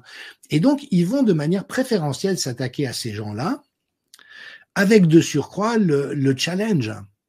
Parce que les gens que je décris, qui sont champagnisés, comme dit Vecchiali, ce sont des gens qui ont plein de ressources. Et donc, il va y avoir un certain défi à pouvoir les mettre sous emprise et les transformer progressivement en des formes d'esclaves soumis qui épousent la vision du monde du pervers. Les éteindre. Leur mission, c'est les éteindre. Oui. Voilà. Gratuitement, les éteindre. C'est mobiliser tout leur pouvoir, toute leur capacité toxique pour éteindre la personne qui est le reflet positif de leur négativité. C'est ça. Exactement. Et en fait, ça se fait, alors moi je suis passé par là, mais j'ai parlé avec beaucoup de gens pour qui c'est le cas, il y a vraiment le sentiment d'être vidé de sa substance progressivement, d'être curarisé, tu vois, comme si vraiment quelqu'un te absorbait ta force de vie. C'est un peu comme dans Harry Potter, tu sais, quand t'as Voldemort, celui dont il faut pas prononcer le nom, tu vois, il te dévitalise jusqu'au moment où tu n'es plus qu'un zombie, tu es totalement aliéné à toi-même, tu ne sais plus qui tu es. Et dans les faits, lorsque ça n'est pas interrompu ou que la personne sous emprise n'ouvre pas les yeux, ça va jusqu'à la maladie. C'est très souvent le corps qui lâche. Les accidents, parce que la personne est tellement choquée et sidérée qu'elle est beaucoup moins attentive à un ensemble de choses, donc il y a beaucoup d'accidents, ou au suicide. La personne finit par se suicider parce qu'elle est tellement en souffrance et tellement dépossédée d'elle-même et tellement emberlificotée dans un cocon maléfique que finalement elle n'a plus la ressource de sa propre source de vie, alors même qu'elle est particulièrement vive au départ chez les personnes à qui ces gens s'attaquent. Alors, ça m'inspire aussi une remarque, encore une fois, c'est absolument pas un jugement de valeur que je pose, c'est une question que je te soumets, c'est est-ce que ces personnes-là ne sont pas faibles ou que la nature a horreur du vide et quand quelqu'un prend l'espace qui lui est laissé par une personne un petit peu plus faible, est-ce que c'est pas la faute de la personne qui est faible Encore une fois, c'est une question que je pose. C'est absolument pas. Je me permettrai certainement pas. J'ai aucune compétence là-dessus de poser un quelconque jugement là-dessus. Est-ce que c'est la nature hors du vide? L'espace est pris par la personne qui a le plus de puissance et d'envergure. Alors je vais te retourner la question là encore sans aucun jugement de valeur, mais réfléchissons. Tu vois, tu as beaucoup de gens qui ont cru de bonne foi que nous avons vécu une épidémie à peu près aussi grave que la grippe espagnole et qui, si on n'avait pas fait tout ce qu'on a fait, au prix de nombreux sacrifices, aurait tué des 500 000 personnes en France. C'est ce qu'on nous a dit. Ces gens étaient persuadés de bonne foi parce qu'ils ont lu les journaux, écouté la télévision, écouté leurs médecins, écouté les hommes politiques, qu'il n'y avait absolument aucun traitement précoce disponible, que Raoult avait fumé la moquette, que des gens comme Christian Péronne, qui avait pendant plus de 10 ans piloté la réponse de la France aux épidémies, étaient devenus un complotiste d'extrême droite, qu'il y avait plein de complotistes partout, mais que non, malheureusement, il n'y a aucun remède disponible, qu'on est obligé de porter des masques, même si personne n'aime ça, et de les faire porter à nos enfants, parce que sinon on met tout le monde en danger, et que papy et mamie risquent de mourir, puis qu'heureusement, il y a un vaccin, et Dieu sait si les vaccins ont été utiles dans l'histoire de l'humanité, grâce à des scientifiques géniaux qui, très très vite, sûrs et efficaces et disponibles, et que si tout le monde accepte de se faire vacciner, à ce moment-là, on va mettre ce cauchemar derrière nous. Mais si quelques mauvais esprits, anti-science, extrême droite, trumpistes, complotistes, se disent « Ah non, moi je veux pas me faire vacciner », ils risquent de mettre en danger tout le monde. Okay, mettons-nous dans ce cas de figure. Les gens qui ont été pris là-dedans, est-ce que c'est de leur faute? Tu vois ce que je veux dire? C'est qu'à un moment donné, il y a une conjonction de choses qui est tellement dense et crédible que si tu n'as pas une extraordinaire indépendance d'esprit ou que tu n'as pas déjà conscientisé le fait que ce qu'on te dit à la télé n'a qu'un rapport très lointain avec la réalité, tout ce sur quoi ça nous informe, c'est ce qu'on cherche à nous faire croire. Si on a déjà intégré cette compréhension-là dans notre logiciel, tu vois, on a pu tout de suite se dire, attends, écoutons les uns, écoutons les autres, il y a des choses bizarres dans cette affaire, mais les gens qui n'ont pas ça dans leur logiciel, tu vois, ils sont totalement vulnérables, ils sont totalement exposés. Et au fond, c'est ça la caractéristique. Et moi-même, je me suis beaucoup posé la question, parce que quand j'ai été sous emprise, j'étais pas tombé de la dernière pluie. J'ai vécu beaucoup de choses dans ma vie. Ça m'est arrivé il y a une quinzaine d'années. Tu vois, j'étais vraiment pas un naïf. Et pourtant, la plupart du temps, quand il y avait des arnaques ou des gens avec des intentions douteuses, je le repérais assez bien. Sauf que je n'avais pas cette compréhension que ce genre de profil peut exister, et c'est là où les choses deviennent très difficiles. C'est que si tu n'as pas de définition par rapport à un phénomène, que tu l'as jamais vu, que tu ne sais pas que c'est autre chose, parce qu'évidemment, les manipulateurs pervers, ils ne se présentent jamais comme des truands ou des gredins. Évidemment.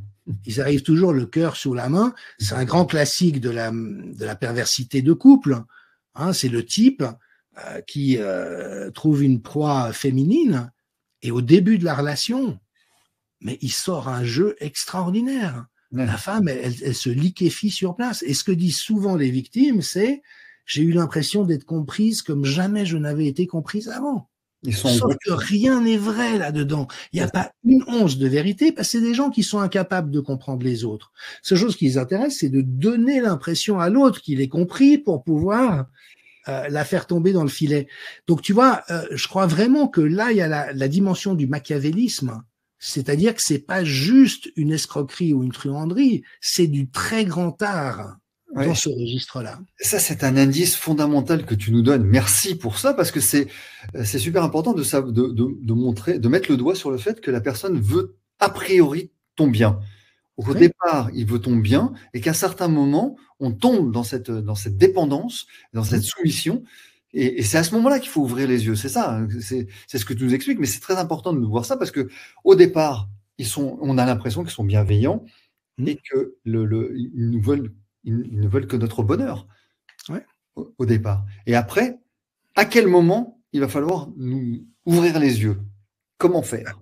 C'est là où c'est compliqué, parce que de nouveau, si on n'a pas les bons éléments de compréhension, c'est à peu près impossible. Alors, les personnes qui se sont construites avec une très très bonne estime d'elles-mêmes sont en général relativement immunisées. C'est quand même quand il y a des fragilités, mais on sait par ailleurs que plus les gens sont doués, plus ils ont de fragilité.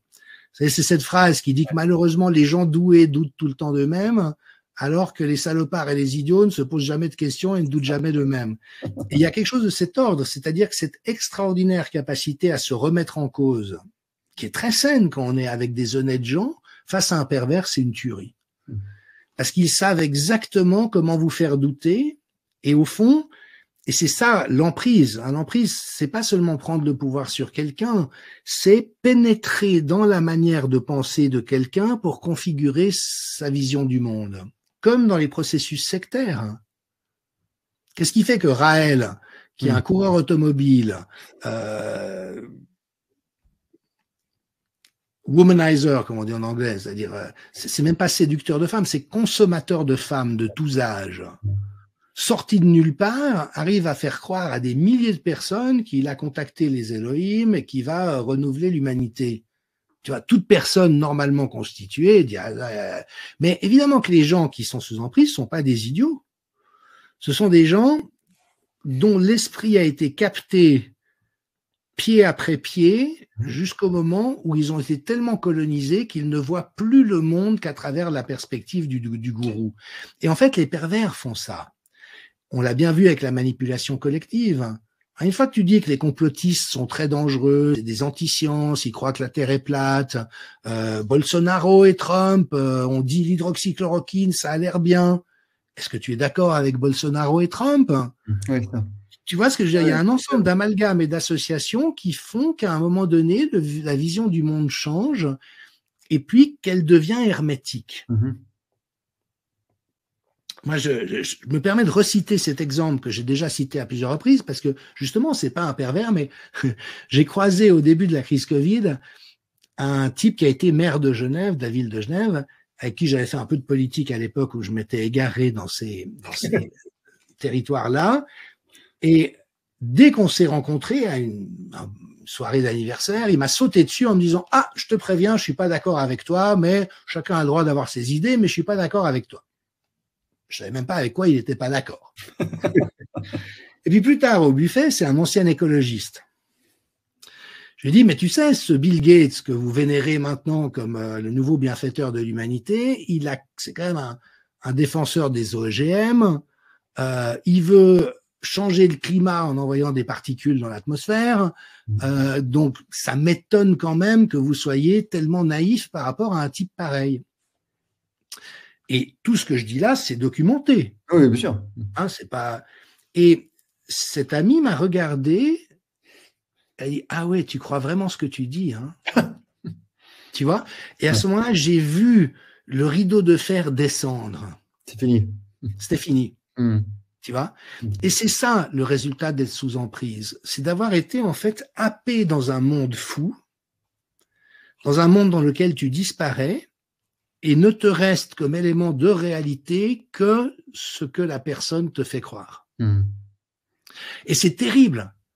Alors, malheureusement, j'ai vu des cas dans mon entourage, même récemment, où des gens sont sous emprise, le savent, sans expérience préalable, donc c'est un savoir qui est un peu intellectuel. Puis quand je discute avec ces personnes, elles me disent « Oui, je me rends bien compte. Oui, c'est comme tu m'as dit, c'est toujours de pire en pire. » Et puis, on y viendra, mais la seule solution, c'est de se tirer, c'est de couper les ponts. On ne peut pas composer avec un pervers. Et la personne me dit non. Non, en fait, non. On va laisser les choses comme ça. Tu vois? Et donc, c'est là où il y a une aliénation. C'est-à-dire que ces gens ne disposent plus, comme ça a été mon cas à l'époque, de leur libre arbitre. Tu vois? C'est pas, je peux choisir de participer à un monde fou ou de retrouver ma raison. C'est que j'ai moi-même perdu suffisamment mes repères et ma raison pour ne plus avoir la ressource de pouvoir assurer ma propre protection et récupérer ma vision éclairée des choses.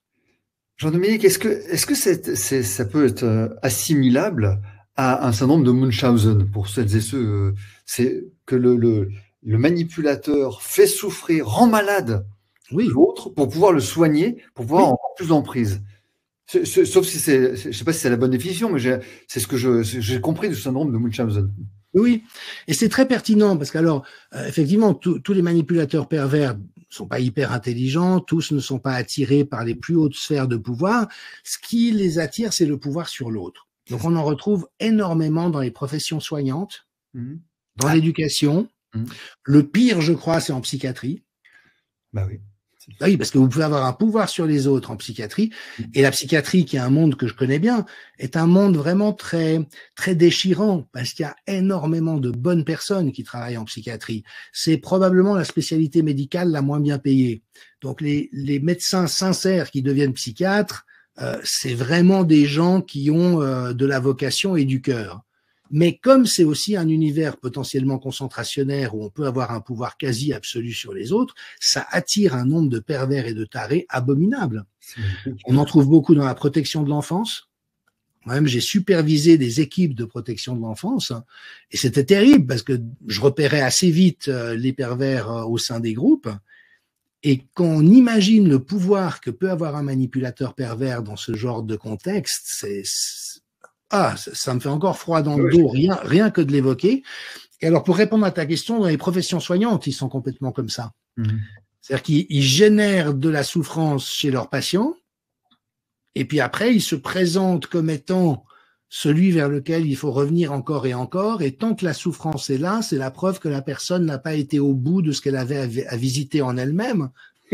Sauf que c'est le thérapeute qui le met dans des souffrances, qui le prend avec des conseils complètement destructeurs par rapport à son entourage, l'aliène aux autres.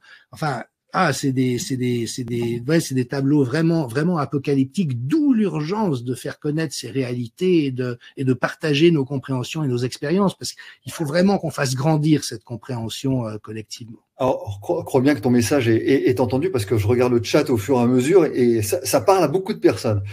Dernière notion que j'aimerais évoquer avant peut-être des pistes, des solutions qu'on pourrait envisager, c'est la culpabilité, la culpabilisation et la culpabilité. Je trouve que c'est le pervers va encore plus appuyer sur le fait que sans moi tu n'es rien, pour paraphraser ce que j'ai lu dans le chat, et merci à toutes celles et ceux qui interviennent dans le chat parce que c'est extrêmement riche, et hélas j'arrive pas à lire tout parce que faut que je t'écoute aussi, c'est très plus important, mais c'est le chat est d'une richesse hallucinante. Donc sans moi tu n'es rien, mais si tu me quittes, je vais mourir, hein, je vais me tuer. Mais sachant que le pervers va pas forcément, alors je sais pas s'il va passer à l'acte ou pas, je sais pas. Jamais. Voilà, comme ça c'est clair. Mais je peux pas dire, je vais me tuer. Et donc appuie dans le système et verrouille l'engrenage. Oui, et puis systématiquement faire croire que c'est la proie qui est défaillante, qui sait pas aimer, qui doit travailler sur elle, c'est toujours renversé. Non, par rapport à ta question, il y a souvent du chantage en suicide, mais à ma connaissance, il n'y a pas de suicide de pervers. En revanche, alors c'est vrai qu'ils passent par des phases de détresse extrême lorsque leur proie les quitte. Parce que tout d'un coup, ils n'ont plus l'homéostasie qu'ils trouvent par l'emprise. Par contre, ils trouvent une autre proie en quelques jours. Oui, ils les quittent. Parce que c'est vital, ils ne peuvent pas vivre sans cela. Donc, ils vont automatiquement aller chercher quelqu'un. Et puis là, alors aussi, pour répondre à ta question, ils ont des radars. Moi, le pervers dont j'ai été la proie m'a effectivement stupéfait par son aptitude à comprendre les autres, mais il a rencontré des personnes de mon entourage, des connaissances, et en 3 minutes, il avait compris qui c'était. Alors, comme il se présentait à moi sous un jour uniquement très éthique, très empathique, parce que moi, si tu veux endormir ma vigilance, c'est ça. Tu te fais passer pour quelqu'un de très éthique et de très empathique, et là, enfin, plus aujourd'hui, mais il y a 15 ans en arrière, c'était Dodo les petits oiseaux, quoi. Parce que voilà, c'était bon, quoi. Hein, il avait montré, et au fond, les paroles, je prenais les paroles pour argent comptant, de telle sorte que je n'arrivais pas à voir le reste, mais il le cachait très bien aussi. Il y avait d'autres personnes qui étaient terrorisées par lui, mais moi, je voyais jamais rien. qui pouvait susciter la méfiance. Parce que moi, si tu essayes de me faire peur, c'est pas ça qui va marcher. Mais moi, c'est autre chose. Donc, tu vois, il endormait chacun à sa manière, mais effectivement, ils ont une aptitude à repérer les failles des autres qui est absolument surnaturelle. C'est presque surnaturel. Et puis après, ça veut dire que avec ce scanner, ils vont savoir exactement quelles sont les proies possibles. Ils vont jamais aller s'attaquer à des gens où ils risquent de perdre des plumes, jamais.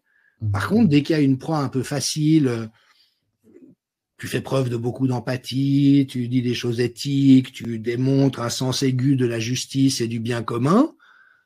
Là, Jean-Dominique, il est aux fraises et là, fini. Différence, l'inversion accusatoire. Je trouve que la formule, effectivement, est très juste, c'est ça, c'est l'inversion. Toujours. Ouais. Toujours, ouais.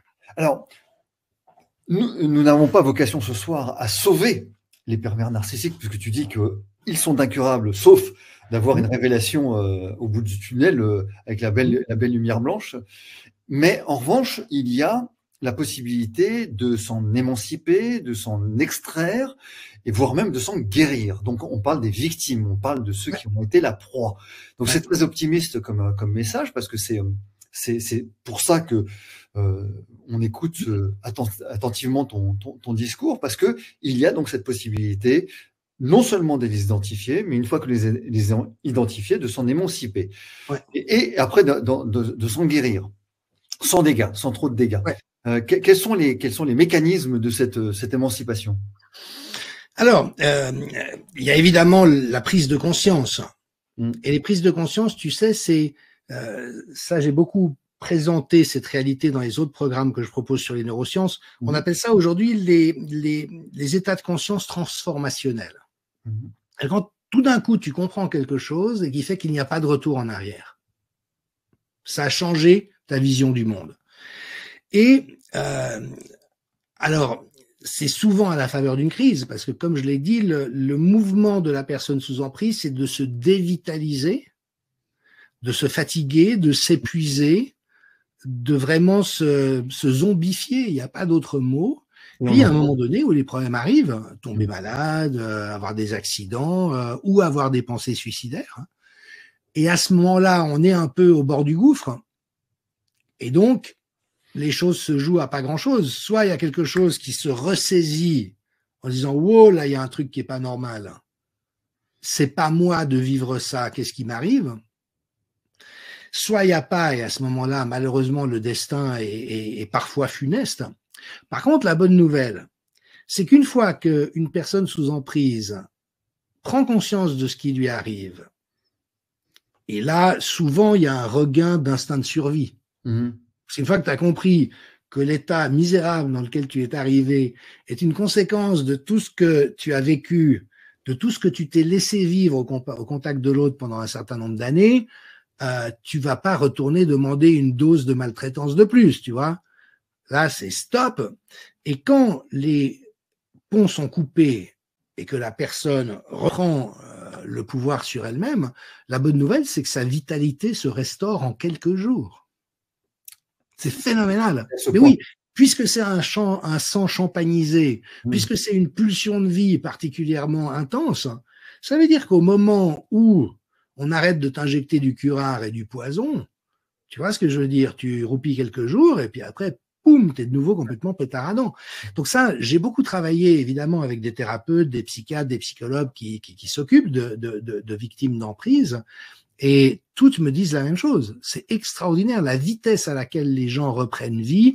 Par contre, ça prend qu'elles aient mesuré et compris ce qui leur est arrivé et qu'elles aient pris la définition intransigeante de mettre la personne concernée à distance, à tout jamais, sans état d'âme. Il y a évidemment des gens qui posent la question parfois, mais quand mon ex-conjoint est de cette nature, ça reste le parent de mes enfants, je suis obligé d'interagir avec lui. Oui, bien sûr.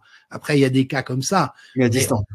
Mais on peut, comment dirais-je, être dans des relations fonctionnelles sans n'avoir rien d'affectif et en mettant un cordon sanitaire émotionnel extrêmement strict. Ou juridique. Ou juridique, Absolument. Juridique, ouais. Effectivement, et comme dit Erika, sauf quand les enfants ont été abîmés par la même occasion, c'est d'extraire aussi les enfants de cette influence toxique. Excuse-moi, juste peut-être pour rebondir là-dessus, c'est important. Si ça n'est pas le cas, si vos enfants ont été endommagés et éventuellement vous rejettent, ça peut faire partie des stratégies du pervers, j'ai pas de conseil à donner, mais j'aurais une recommandation: faites confiance à la vie. Ouais. Faites confiance à la vie. Parce que ça peut paraître être irrémédiable, irréversible, fichu, mais chaque être humain a son propre parcours de vie et des personnes peuvent avoir vécu des choses très dures et être devenues très rejetants à l'enfance ou à l'adolescence et plus tard dans la vie revenir sur les choses. Et il est parfois possible de retrouver des relations absolument somptueuses, mais en acceptant, ça c'est le chemin de croix obligé, et Dieu sait si c'est douloureux le cas échéant en tant que parent, qu'il va y avoir des années où ça va être le désert. Mais tu as tellement raison, parce qu'on en voit tellement souvent. J'en ai vu dans mes patients qui ont ça fait 35 ans que je pratique, et j'ai vu très très souvent des parents déchirés et les enfants renier une partie ou l'autre. Je veux plus voir mon père, je veux plus voir ma mère. Et quelques années après, je les revois. Ils ont renoué un lien incroyable. Ils ont mis à l'écart le parent toxique. Naturellement, effectivement, le poison a été s'est dilué. Et les enfants reviennent vers le parent chérissant. C'est assez. Merci pour ça, parce que c'est vrai que c'est extrêmement fréquent de voir ça. Oui. Une fois qu'on l'a identifié, c'est la mise à l'écart. On s'en éloigne. Après, comment se reconstruire? Quelles sont les clés? Je sais que c'est tout un programme, évidemment, mais quelles sont les clés de la reconstruction de l'individu? Oui.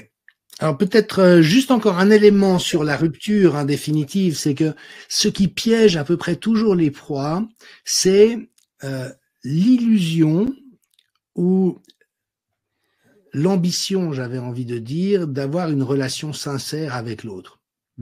Et au fond, c'est ce à quoi on aspire tous dans nos relations humaines. Une bonne relation, c'est bien défini en psychologie, c'est une relation dans laquelle on peut être pleinement soi-même et parler de la relation qu'on a avec l'autre. Si on a ces deux conditions, c'est une bonne relation. Et on aspire tous à avoir des bonnes relations, et notamment des relations sincères. Or, c'est ça vraiment qu'il faut comprendre, avec un manipulateur pervers, c'est impossible. C'est impossible. Il n'a pas ce câblage, il n'a pas cette ressource en lui. Le mieux qu'il pourra faire, c'est vous faire croire qu'il est sincère pour vous récupérer. Et donc, vraiment, pour que la prise de conscience et que cette décision de rompre soit prise, il est essentiel que ce deuil de la relation qu'on aurait voulu avoir avec la personne, et c'est vraiment comme la drogue, vous savez que tous les drogués disent que les premières prises de drogue ont généré une telle extase qu'elles passent leur vie à courir après et qu'ils ne la retrouvent jamais. Et au fond, c'est très souvent comme ça avec les processus d'emprise.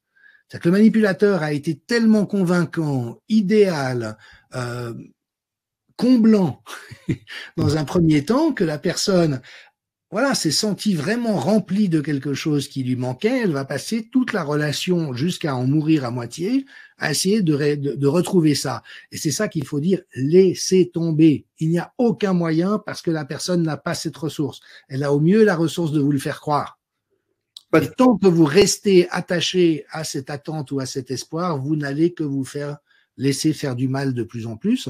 Par contre, une fois que le lien est coupé, alors qu'est-ce qu'il faut? J'ai envie de dire, il faut pas grand-chose.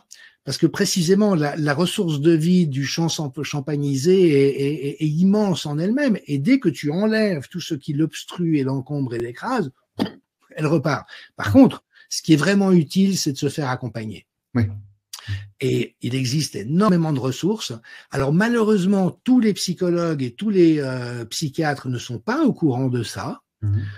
Il y en a même beaucoup qui vont vous dire « Ouais, mais cette histoire des pervers narcissiques, c'est une mode, chacun a ses torts, vous pensez qu'il vous a fait ça pour ça, mais peut-être que c'est pas tout à fait… » Donc vous avez des gens qui vraiment risquent de vous enfoncer encore dedans, alors, soit parce qu'ils sont eux-mêmes pervers, mais la plupart du temps, parce que simplement ils n'ont pas conscience de ça.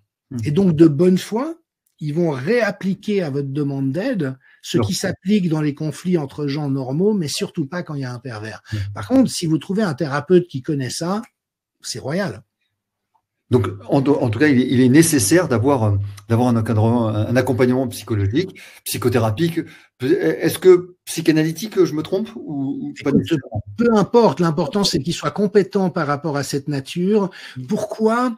Parce que, et tu vois, c'est là où c'est extraordinaire, c'est que qu'on le veuille ou non, le savoir qu'on acquiert par des idées est une chose, mais la connaissance ne s'acquiert que par l'expérience. Moi, je vous parlais de ce qui m'est arrivé. Quand vraiment je me suis senti arrivé à un point très très mal, j'ai fait des pancréatites à répétition, enfin j'étais vraiment en grand danger physiquement. Il y a un moment donné où vraiment je me suis dit, mais je ne reconnais pas ce qui m'arrive. Et j'ai appelé un ami psychiatre avec qui j'avais fait pas mal de programmes de prévention à l'époque, pour discuter avec lui. Il m'a dit, mais qu'est-ce qui t'arrive? Je ne te reconnais pas. Ben voilà. Viens chez moi lundi. Alors, je suis allé lundi chez moi et on a démêlé l'histoire, mais en 20 minutes. Et ce qui m'a révélé à ce moment-là, écoutez bien, parce que c'est tellement, ça montre, comment dirais-je, il y a des gens qui disent oui, c'est un effet de mode, c'est des mots, mais les réalités que ça recoupe, ça n'est pas des mots. Et ce que cet ami psychiatre m'a révélé, c'est que lui n'avait aucune idée de ce genre de profil, jusqu'au moment où il accompagnait une patiente qui allait pas bien. Puis il l'a vue un vendredi. Il a hésité à la faire hospitaliser, mais à son avis, elle n'allait pas suffisamment mal pour la faire hospitaliser. Donc, il a appelé le mari de la dame. Oui. En disant, écoutez, votre femme m'inquiète. S'il se passe quoi que ce soit ce week-end, faites-la hospitaliser. Le mari a dit, bien sûr, bien sûr. Évidemment. Le lundi, il apprend que cette femme s'était pendue. Oh, l'horreur. Alors, il appelle le mari en disant, mais qu'est-ce qui s'est passé? Je vous avais dit de la faire hospitaliser. Et là, le mari a répondu, mais vous comprenez, elle m'avait fait jurer de ne jamais la faire hospitaliser. Oh, putain. Et une semaine après, il faisait emménager sa maîtresse dans la maison où sa femme s'était pendue. D'accord? Vous voyez? C'est de ça dont on parle. Expérience. C'est pas de trucs qui pourraient exister dans des livres. Et cette réalité que je vous décris, elle existe à des centaines de milliers d'exemplaires chaque jour. C'est de ça dont il est question. Donc oui, et pour moi, évidemment, ça a été une aubaine de pouvoir appeler cet ami psychiatre, puis qui tout de suite m'a dit, mais écoute, viens me voir, il y a un truc qui joue pas. En 20 minutes, on a mis les choses à plat. Il m'a expliqué aussi comment il avait découvert ce genre de truc. Et tout d'un coup, pour moi, j'ai eu des années d'expériences douloureuses qui sont devenues limpides. J'ai pu revoir chaque étape, chaque moment, chaque parole, chaque déni. Vous voyez, tout d'un coup, ok. Et à ce moment-là, bah, évidemment, et c'est aussi la beauté de la vie, hein, c'est les expériences difficiles qu'on traverse, quand on en émerge avec la capacité de récupérer, ça fait de nous des êtres plus accomplis. Hein, et donc, j'ai acquis une compétence supplémentaire d'avoir vécu ça, que je ne souhaite à personne, même pas à mes pires ennemis si j'en avais, j'en ai pas d'ailleurs, mais même si j'en avais, je leur souhaiterais pas ça. Mais en attendant, et puis en voyant le bon côté des choses, ça a fait de moi un pervers buster, comme dans Ghostbuster. Aujourd'hui, s'il y a un pervers qui vient dans ma direction, à 100 mètres, je le repère. Et si toi. Et oui, et c'est aussi une des raisons qui a fait que je me suis engagé aussi fort autour du Covid, parce que j'ai vu la perversité tout de suite. Et donc je me suis dit, il faut que j'envoie des éclairages sur la réalité aux gens que ça peut intéresser. Et comme on dit beaucoup de personnes, c'est que quand ils ont vu mes premières vidéos, lu mes premiers textes, ça les a rassurés sur le fait qu'ils avaient bien vu les choses comme elles étaient. Et comme il n'y avait aucune confirmation nulle part, elles étaient prêtes à y renoncer. Mais parce qu'elles m'ont lu ou entendu, elles disent, mais oui, je suis pas fou. C'est pas moi qui suis fou. C'est tout le monde qui est en train de devenir fou. Vous voyez? Donc ça, c'est la beauté. C'est que ça m'a doté de quelque chose de plus. Et aujourd'hui, moi, mon kiff dans la vie, c'est d'essayer de partager ce que j'ai appris de peine et de misère, et souvent en perdant pas mal de plumes et de cheveux. Après, c'est de la génétique, hein, ça va. Hein. Alors, pour concrètement arriver à la présentation du programme, pour expliquer quel était l'objet de la transmission que tu voulais donné ce soir, tu as mis en place, comme le webinaire qu'on a présenté, effectivement, un programme que tu voulais présenter et proposer à nos amis ici présents. Ce programme est constitué de 8 modules qui vont s'étaler sur à peu près 10 semaines, sauf erreur de ma part. Et ces modules vont décrypter justement point par point les éléments qu'on a vus aujourd'hui, ce soir, mais évidemment beaucoup plus étayés, avec des vidéos de présentation et des webinaires de discussion, comme tu viens de le dire, c'est tout à fait juste, d'échanges et de propositions. Est-ce que tu peux nous en dire plus ? Oui, volontiers. Donc, ça fait plus de 2 ans maintenant que j'ai commencé à proposer des programmes de formation en ligne. C'est quelque chose que j'avais anticipé déjà bien avant le Covid. J'avais envie de faire depuis longtemps. Puis comme j'ai dû renoncer à tous mes emplois salariés pour préserver ma liberté de parole, le moment est venu. Et j'ai eu vraiment le plaisir de voir que ça répondait à une demande. Mais tu sais, c'est marrant. Il y a une personne qui a écrit... Au fond, il y aura eu un très bon côté dans toute cette affaire, c'est que ça nous aura conduit à nous rencontrer. C'est ça. Et vraiment, je sais pas si vous avez eu cette impression, parce que moi j'ai quand même fait beaucoup de choses dans ma vie, j'ai enseigné dans les programmes universitaires, j'ai été expert en santé publique pour toutes sortes de cercles étatiques et d'agences de santé et tout ce que vous voulez, mais j'avais quand même toujours l'impression d'être un peu en décalage par rapport au monde qu'il y avait autour de moi.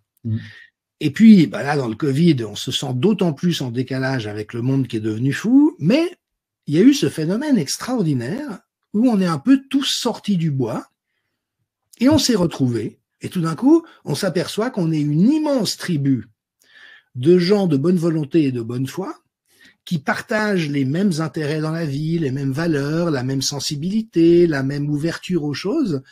Et puis, ça a un peu écrémé le paysage. Ce qui fait que maintenant, on peut se rencontrer et cheminer ensemble. Donc, c'est vrai que dans ces offres de formation, j'ai eu à cœur de partager tout ce qui m'a toujours passionné, la santé, le cerveau, la spiritualité, les ressources communautaires, avec bien sûr tout mon bagage scientifique, professionnel et intellectuel. Et puis, ça faisait longtemps que j'avais envie de monter un programme sur la manipulation. Et dans plusieurs autres cours que j'ai faits, notamment neurocommunication, neurowisdom, il y avait pas mal de questions qui revenaient de la part des participants autour des manipulateurs pervers. Et puis, à la fin du dernier programme, il y a probablement certaines personnes parmi celles qui sont avec nous ce soir qui ont participé. On s'est dit que ce serait une bonne idée d'ouvrir cette aventure. Alors, je crois qu'une de mes forces, c'est en tout cas le retour aimable et plein de bonté que certaines personnes ont la gentillesse de me faire, c'est de savoir explorer des matières complexes et d'en présenter des synthèses qui soient accessibles. Donc, il y a actuellement énormément de matériaux disponibles autour du thème qu'on a évoqué ce soir. Vous avez des dizaines et des dizaines de livres, vous avez des dizaines et des dizaines de sites, vous avez énormément de conférences.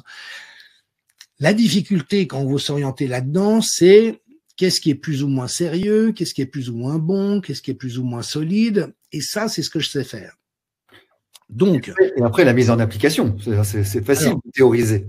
Ce que je me propose, c'est dans les différents modules, d'aborder les différents volets que tu as présentés pour qu'on puisse vraiment à chaque fois approfondir cette question-là. C'est quoi l'anormalité des pervers manipulateurs et en quoi ça se distingue de comment nous fonctionnons? C'est quoi un profil pervers manipulateur? C'est quoi leur procédé? C'est quoi leur stratégie? C'est qui leur proie? Et puis, quelles sont les contre-stratégies qu'on peut mettre en œuvre? Comment est-ce qu'on se protège et on se défend par rapport à ça? Et puis, comment ça se passe, un processus de rétablissement et de guérison? Donc, tout ce qu'on a un peu évoqué ce soir, on va vraiment l'approfondir. Mais, et je pense que c'est vraiment la plus-value du programme, déjà, je vais faire une sélection très rigoureuse, mais complète dans tout ce qui existe pour vous présenter ce qui me paraît le plus intéressant et le mieux fichu. Grâce à la loi suisse, j'ai la possibilité de partager avec les gens que je forme des articles, des chapitres de livres, tout ensemble de ressources documentaires, vu que c'est dans un cadre de formation. Donc, il y aura beaucoup de ressources à votre disposition pour y puiser à votre guise. Je mettrai aussi toutes sortes de références avec des sites qui présentent de la bonne information pour que vous sachiez un petit peu comment naviguer dans tout ce qui peut exister en ligne. Et puis, comme je l'ai fait lors des derniers programmes, l'idée est la suivante. Chaque semaine, il y a un nouveau module qui est mis en ligne. où je présente un des thèmes, je donne des ressources, des articles, des textes, des vidéos. Et puis, en début de semaine prochaine, on fait un webinaire d'1 h 30 avec les participants pour pouvoir être dans le partage d'expériences.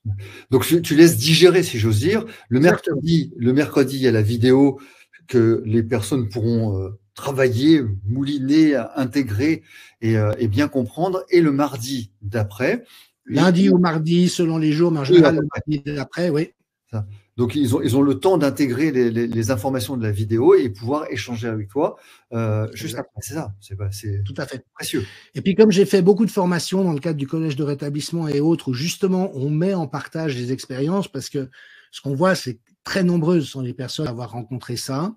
Et donc, plutôt que d'être dans une position où j'explique comment sont les choses, ce que je sais à peu près faire, mais ça me paraît plus intéressant de donner des propositions explicatives, mais qu'après, on mette à profit l'intelligence collective du groupe de participants pour vraiment devenir un peu co-formateurs les uns des autres. Vous voyez ce que je veux dire?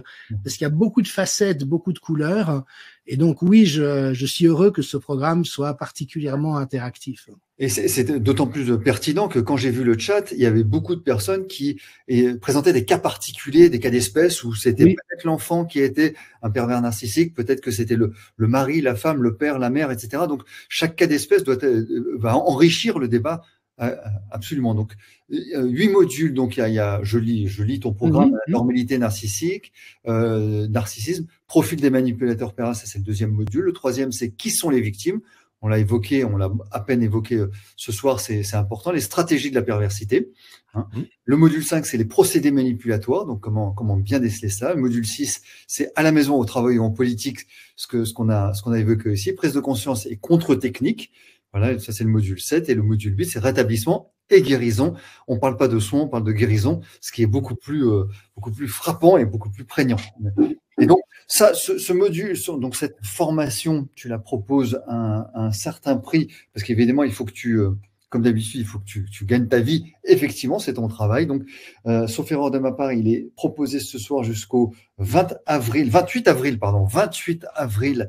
Il est proposé au prix de 179 €. Au-delà, il sera proposé à 197. C'est cela ? Exactement, oui, c'est le même prix que les programmes précédents. D'accord. C'est vrai que c'est beaucoup de travail pour monter un programme. C'est des prix qui sont plutôt modérés par rapport à ce qui se pratique habituellement, mais ça me tient à cœur que ça soit accessible au plus grand nombre. D'autant plus. Là, dès lors aussi qu'ils rencontrent un certain intérêt, ça me permet de rester plutôt moyen dans les prix et une possibilité de payer en 3 mensualités pour les personnes pour qui cela serait important.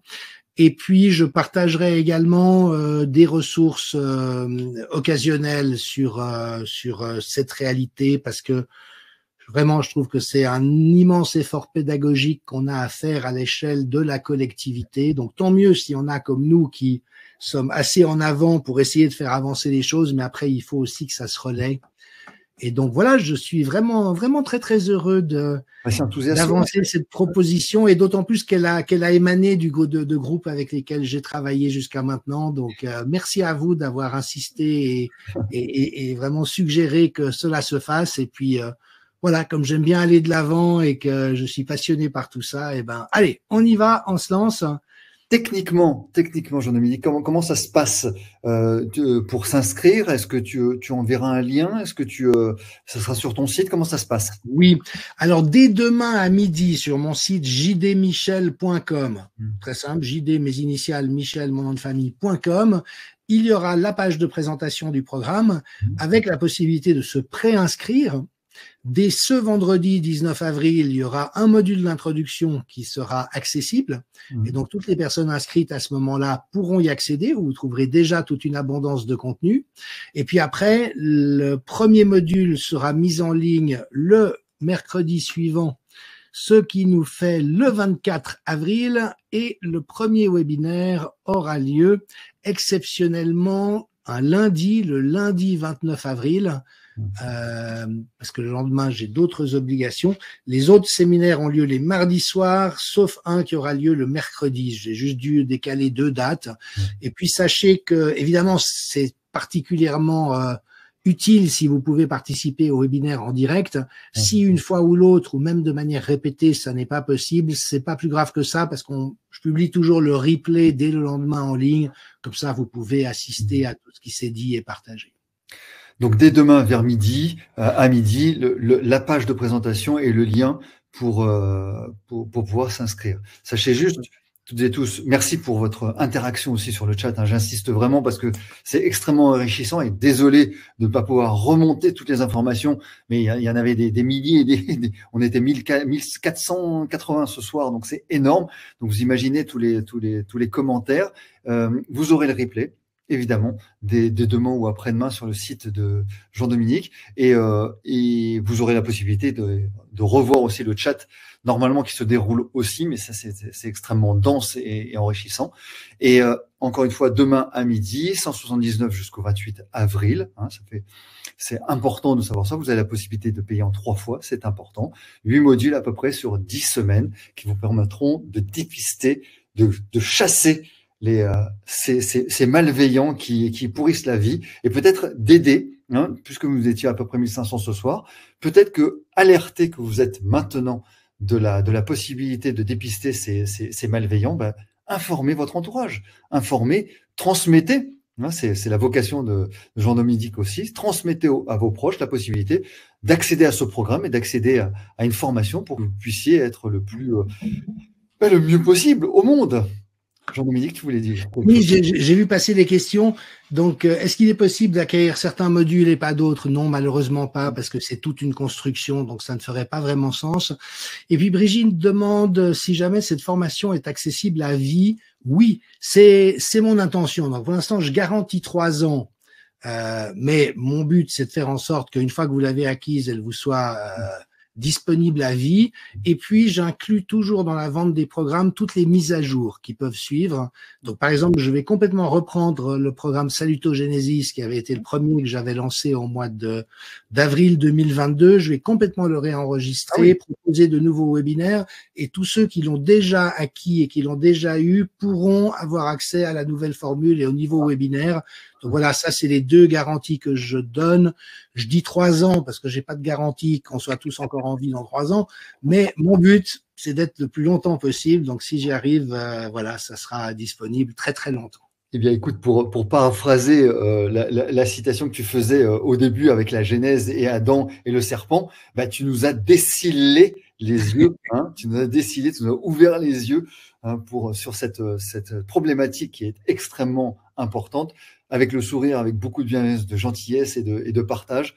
Merci pour ça, merci à toutes et à tous d'avoir assisté à ce webinaire, et on se retrouve dans pas longtemps si vous voulez assister au webinaire avec Bobola dans une semaine, 10 jours, je ne me souviens plus les dates, mais... Alors, ce sera le 24 avril, mercredi 24 avril. Magnifique, merci beaucoup, merci de cette soirée merveilleuse. On vous embrasse toutes et tous, à très bientôt, merci beaucoup. Au revoir. Au revoir Frédéric, merci beaucoup. Au revoir. Et je coupe.